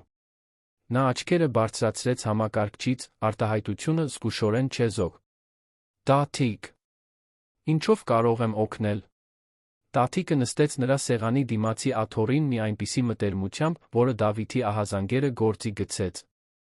Եկա տեսնեմ, ինչպես ես։ Լսեցի քո նախկին օգնականի հետ կապված միջադեպի մասին։ Դժվար պետք է լիներ։ Դավիթը դեմքն անխռով պահեց։ Դա պրոֆեսիոնալ իրավիճակ էր, որը պրոֆեսիոնալ միջոցներ էր պահանջում։ Ուրիշ ոչինչ։ Տաթիկը թեքեց գլուխը։ Միշտ այդքան զուսպ։ Բայց Դավիթ, ես քեզ ճանաչում եմ։ Գիտեմ, երբ ինչ-որ բան քեզ վրա ազդում է։ Եվ գիտեմ, որ դու հոգ էիր տանում այդ աղջկա մասին, նույնիսկ եթե չպետք է։ Նրա տոնի մեջ ինչ-որ բան կար, մի չափազանցված վստահություն, որը հաստատեց Դավիթի կասկածները։ Բայց նրան պետք էր, որ նա լիովին բացահայտվեր։ Անահիտը լուրջ սխալներ թույլ տվեց։ Ես ընտրություն չունեի։ Տաթիկը առաջ թեքվեց։ Այսինքն, դու վերջապես հասկանում ես։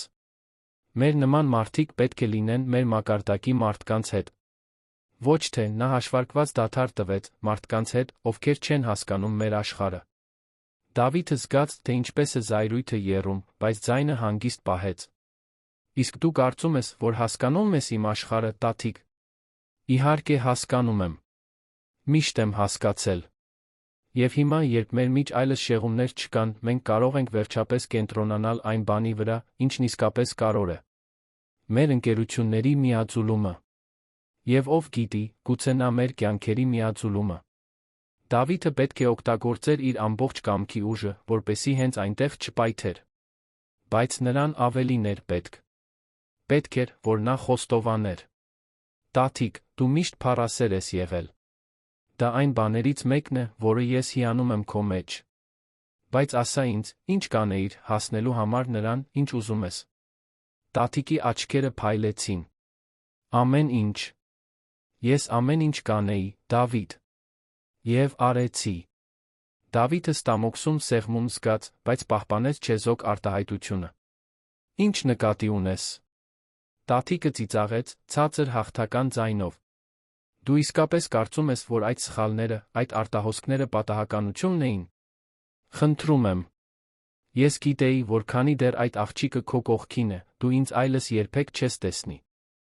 Այնպես որ ես ապահովեցի, որ նա ճանապարհից հեռանա»։ Զարմանալիորեն հեշտ էր, իրականում։ Կաշառել ՏՏ մասնագետին փաստաթղթերը փոփոխելու հետքեր ստեղծելու, որոնք կտանեին դեպի նա։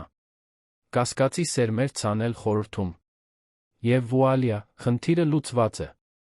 Դավիթը քարացել էր, մշակելով խոստովանությունը։ Նա իսկապես դա արել էր։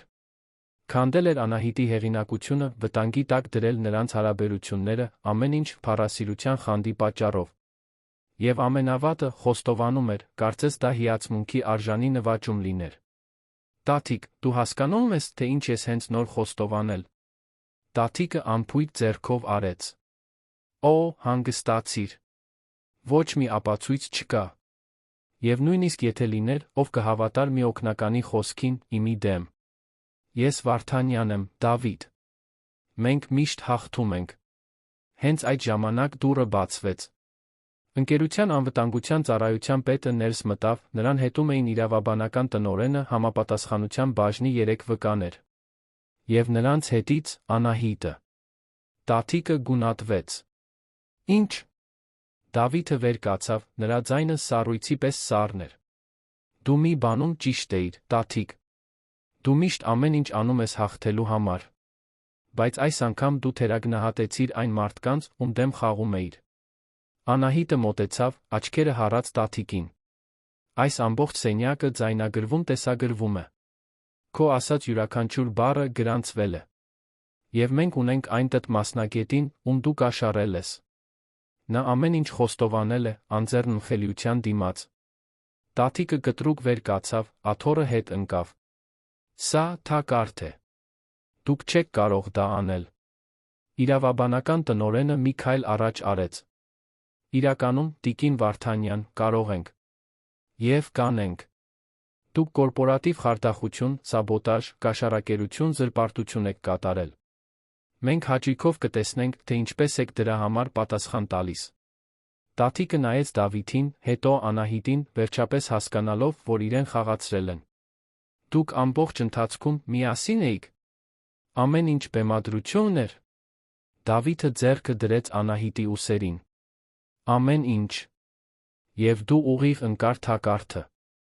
Հիմա խորհուրդ եմ տալիս զանգահարել քո փաստաբանին։ Պետք է գալու»։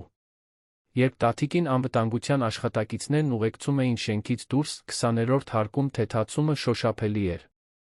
Ճշմարտությունը բացահայտվել էր։ Անահիտն արդարացվել էր։ Եվ Դավիթ Սարգսյանին տարիների մեջ առաջին անգամ բոլորովին չէր հետաքրքրում, թե ուրիշներն ինչ են մտածում իր անձնական կյանքի մասին։ Նա Անահիտին գրկեց հենց այնտեղ, բոլորի առջ։ «Ես ցավում եմ այն ամենի համար, ինչի միջով դու անցար»։ Անահիտը թափահարեց գլուխը։ «Արժեր։ Մենք հաղթեցինք։ Միասին։ Եվ այդ միասինը հիմա պաշտոնական է»։ Դավիթը ժպտաց։ Ավելի պաշտոնական լինել չի կարող։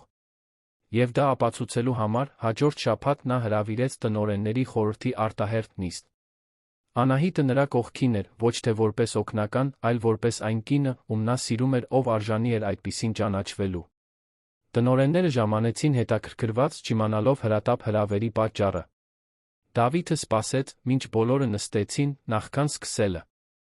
«Պարոն Այք, այս հանդիպումը բիզնեսի մասին չէ։ Այն շատ ավելի կարևոր բանի մասին է։ Այն ազնվության հարգանքի մասին է։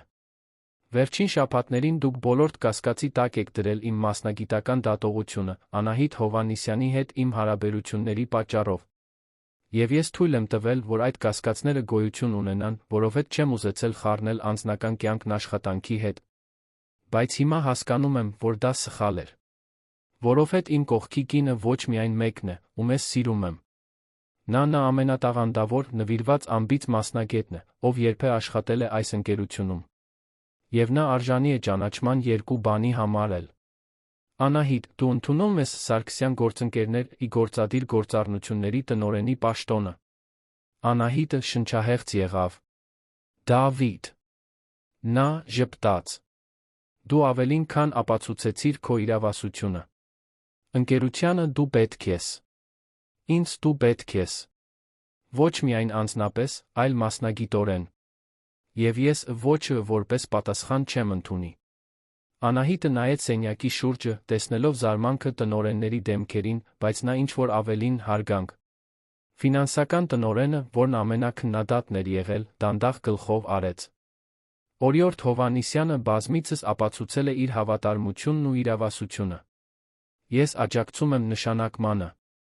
Մեկ առ մեկ մյուս տնօրենները համաձայնեցին։ Եվ Անահիտը, արցունքներն աչքերին, ընդունեց։ Բայց Դավիթը դեռ չէր ավարտել։ Նա շրջվեց դեպի նա, բոլորովին անտեսելով շուրջը գտնվող գործադիրներին։ Անահիտ Հովհաննիսյան, դու մտար իմ կյանք, սուրճ թափելով ինձ վրա մարտահրավեր նետելով իմ յուրաքանչյուր համոզմունքին։ Դու ինձ ծիծաղեցրիր, ստիպեցիր կասկածել, ստիպեցիր ցանկանալ ավելի լավը լինել։ Եվ այս ամենի մեջ ինչ-որ պահի դու դարձար ամենակարևոր բանը իմ կյանքում։ Նա ծնկի իջավ այնտեղ, տնօրենների խորհրդի սենյակում, գրպանից հանելով մի փոքրիկ տուփ։ Կամուսնանաս ինձ հետ։ Ոչ թե որովհետև դա սպասելի է։ Ոչ թե որովհետև դա թղթի վրա իմաստ ունի։ Այլ որովհետև ես չեմ կարող պատկերացնել իմ կյանքի մնացած մասի գոնե մեկ օրն առանց քեզ իմ կողքին։ Անահիտը հազիվ էր շնչում։ Ամբողջ սենյակը բացարձակ լռության մեջ էր։ Եվ հետո նա ժպտաց, այն լուսավոր ժպիտով, որը գերել էր Դավիթի սիրտը առաջին իսկ օրվանից։ Այո։ 1000 անգամ այո։ Սենյակը պայթեց ծափահարություններից։ Տնօրենները սովորաբար այդքան լուրջ զուսպ ծափահարում սուլում էին երեխաների պես։ Եվ Դավիթը վեր կացավ, մատանին դրեց Անահիտի մատին համբուրեց նրան այնտեղ, բոլորի առջ, կնքելով մի խոստում, որը սկսվել էր թափված սուրճից ավարտվել իսկական սիրով։ Հարսանիքը տեղի ունեցավ 3 ամիս անց։ Այն պարզ էր, ինչպես Անահիտը միշտ ուզել էր։ Փոքր արարողություն Դիլիջանի մի այգում, միայն մտերիմ ընտանիքի ամենասիրելի ընկերների հետ։ Տիկին Սոնան լաց էր լինում ամբողջ արարողության ընթացքում, տեսնելով դստերը վերջապես երջանիկ։ Եվ Դավիթը, ում բոլորը ճանաչում էին որպես սառը հաշվարկող գործադիր, ստիպված եղավ մեկից ավելի անգամ սրբել սեփական աչքերը, մինչ Անահիտը քայլում էր դեպի իրեն։ Նրանք վերադարձան Երամ որպես ամուսին կին, գործընկերներ բիզնեսում կյանքում։ Ընկերությունը ծաղկեց նրանց համատեղ ղեկավարության ներքո։ Անահիտը բերեց նորարարություններ, որոնք մարդկայնացրին գործընթացները, առանց կորցնելու արդյունավետությունը։ Դավիթը սովորեց պատվիրակել վստահել։ Եվ միասին նրանք կառուցեցին մի բան, որն ավելի մեծ էր, քան նրանցից որը մեկը կարող էր անել միայնակ։ Իհարկե, դեռ դժվար պահեր լինում էին։ Դավիթը շարունակում էր լինել կատարելապաշտ համառ։ Անահիտը դեռ մարտահրավեր էր նետում նրան յուրաքանչյուր կասկածելի որոշման հարցում։ Նրանք վիճում էին մանրուքների, հիմար խանդի, փոքր թյուրիմացությունների համար։ Բայց միշտ հաշտվում էին, որովհետև խորքում գիտեին, որ գտել են մի հազվագյուտ թանկարժեք բան, մի սեր, որը ոչ միայն գոյատեց խոչընդոտների միջով, այլ դրանց շնորհիվ ավելի ուժեղացավ։ Եվ երբ ինչ-որ մեկը Դավիթին հարցնում էր, թե ինչպես է գտել իր կյանքի կնոջը, նա միշտ պատասխանում էր ժպիտով։ Նա առաջին օրը սուրճ թափեց ինձ վրա այդ օրվանից երբեք չի դադարել ինձ զարմացնելուց։ Եվ Անահիտը, լսելով, հակադարձում էր։ Իսկ դու ամենաանհնարին տղամարդն էիր, ում երբեք ճանաչել եմ։ Դեռ այդպիսին ես։ Բայց դու իմ անհնարին տղամարդն ես։ Եվ ես դա ոչ մի բանի հետ չէի փոխի։ Որովհետև, ի վերջո, իսկական սերը պետք չէ կատարյալ լինի։ Այն պարզապես պետք է իսկական լինի։ Եվ խիստ գործադիրի համար օգնականի միջ ճշմարտությունը միշտ անխուսափելի է եղել այն առաջին պահից, երբ նրանց աչքերը հանդիպեցին սուրճով թաթախված վերնաշապիկի վիրավորված հպարտության վրա, որը վերածվեց ամենագեղեցիկ սիրո պատմության, որը Սարգսյան գործընկերները երբեք տեսել էր։ Պատմության ավարտը։ Սիրելի ունկնդիրներ, հուսով ենք, որ Անահիտի Դավիթի պատմությունը հուզեց ձեր սրտերը։ Եթե դուք հուզվեցիք սիրո հաղթահարման քաջության այս ճանապարհորդությունից, դրեք ձեր լայքը, բաժանորդագրվեք ալիքին մեկնաբանություններում գրեք, թե ինչն է ձեզ ամենաշատը տպավորել այս պատմության մեջ։ Անահիտի վճռականությո՞ւնը, Դավիթի փոխակերպումը, տատիկի հետ առճակատումը։ Ամեն օր մենք բերում ենք այսպիսի լարված պատմություններ, որոնք բացահայտում են մարդկային հոգու ամենախորը կողմերը, պայքարները, սերերը, հաղթանակները, ընդդեմ բոլոր հավանականությունների։ Սպասում ենք ձեզ հաջորդ դրվագում, մեկ պատմությամբ, որը կստիպի ձեր սիրտը արագ բաբախել, իսկ աչքերը արցունքոտվել։ Մինչ այդ, հիշեք, որ իսկական սերը միշտ ճանապարհ է գտնում, նույնիսկ երբ ամեն ինչ անհնար է թվում։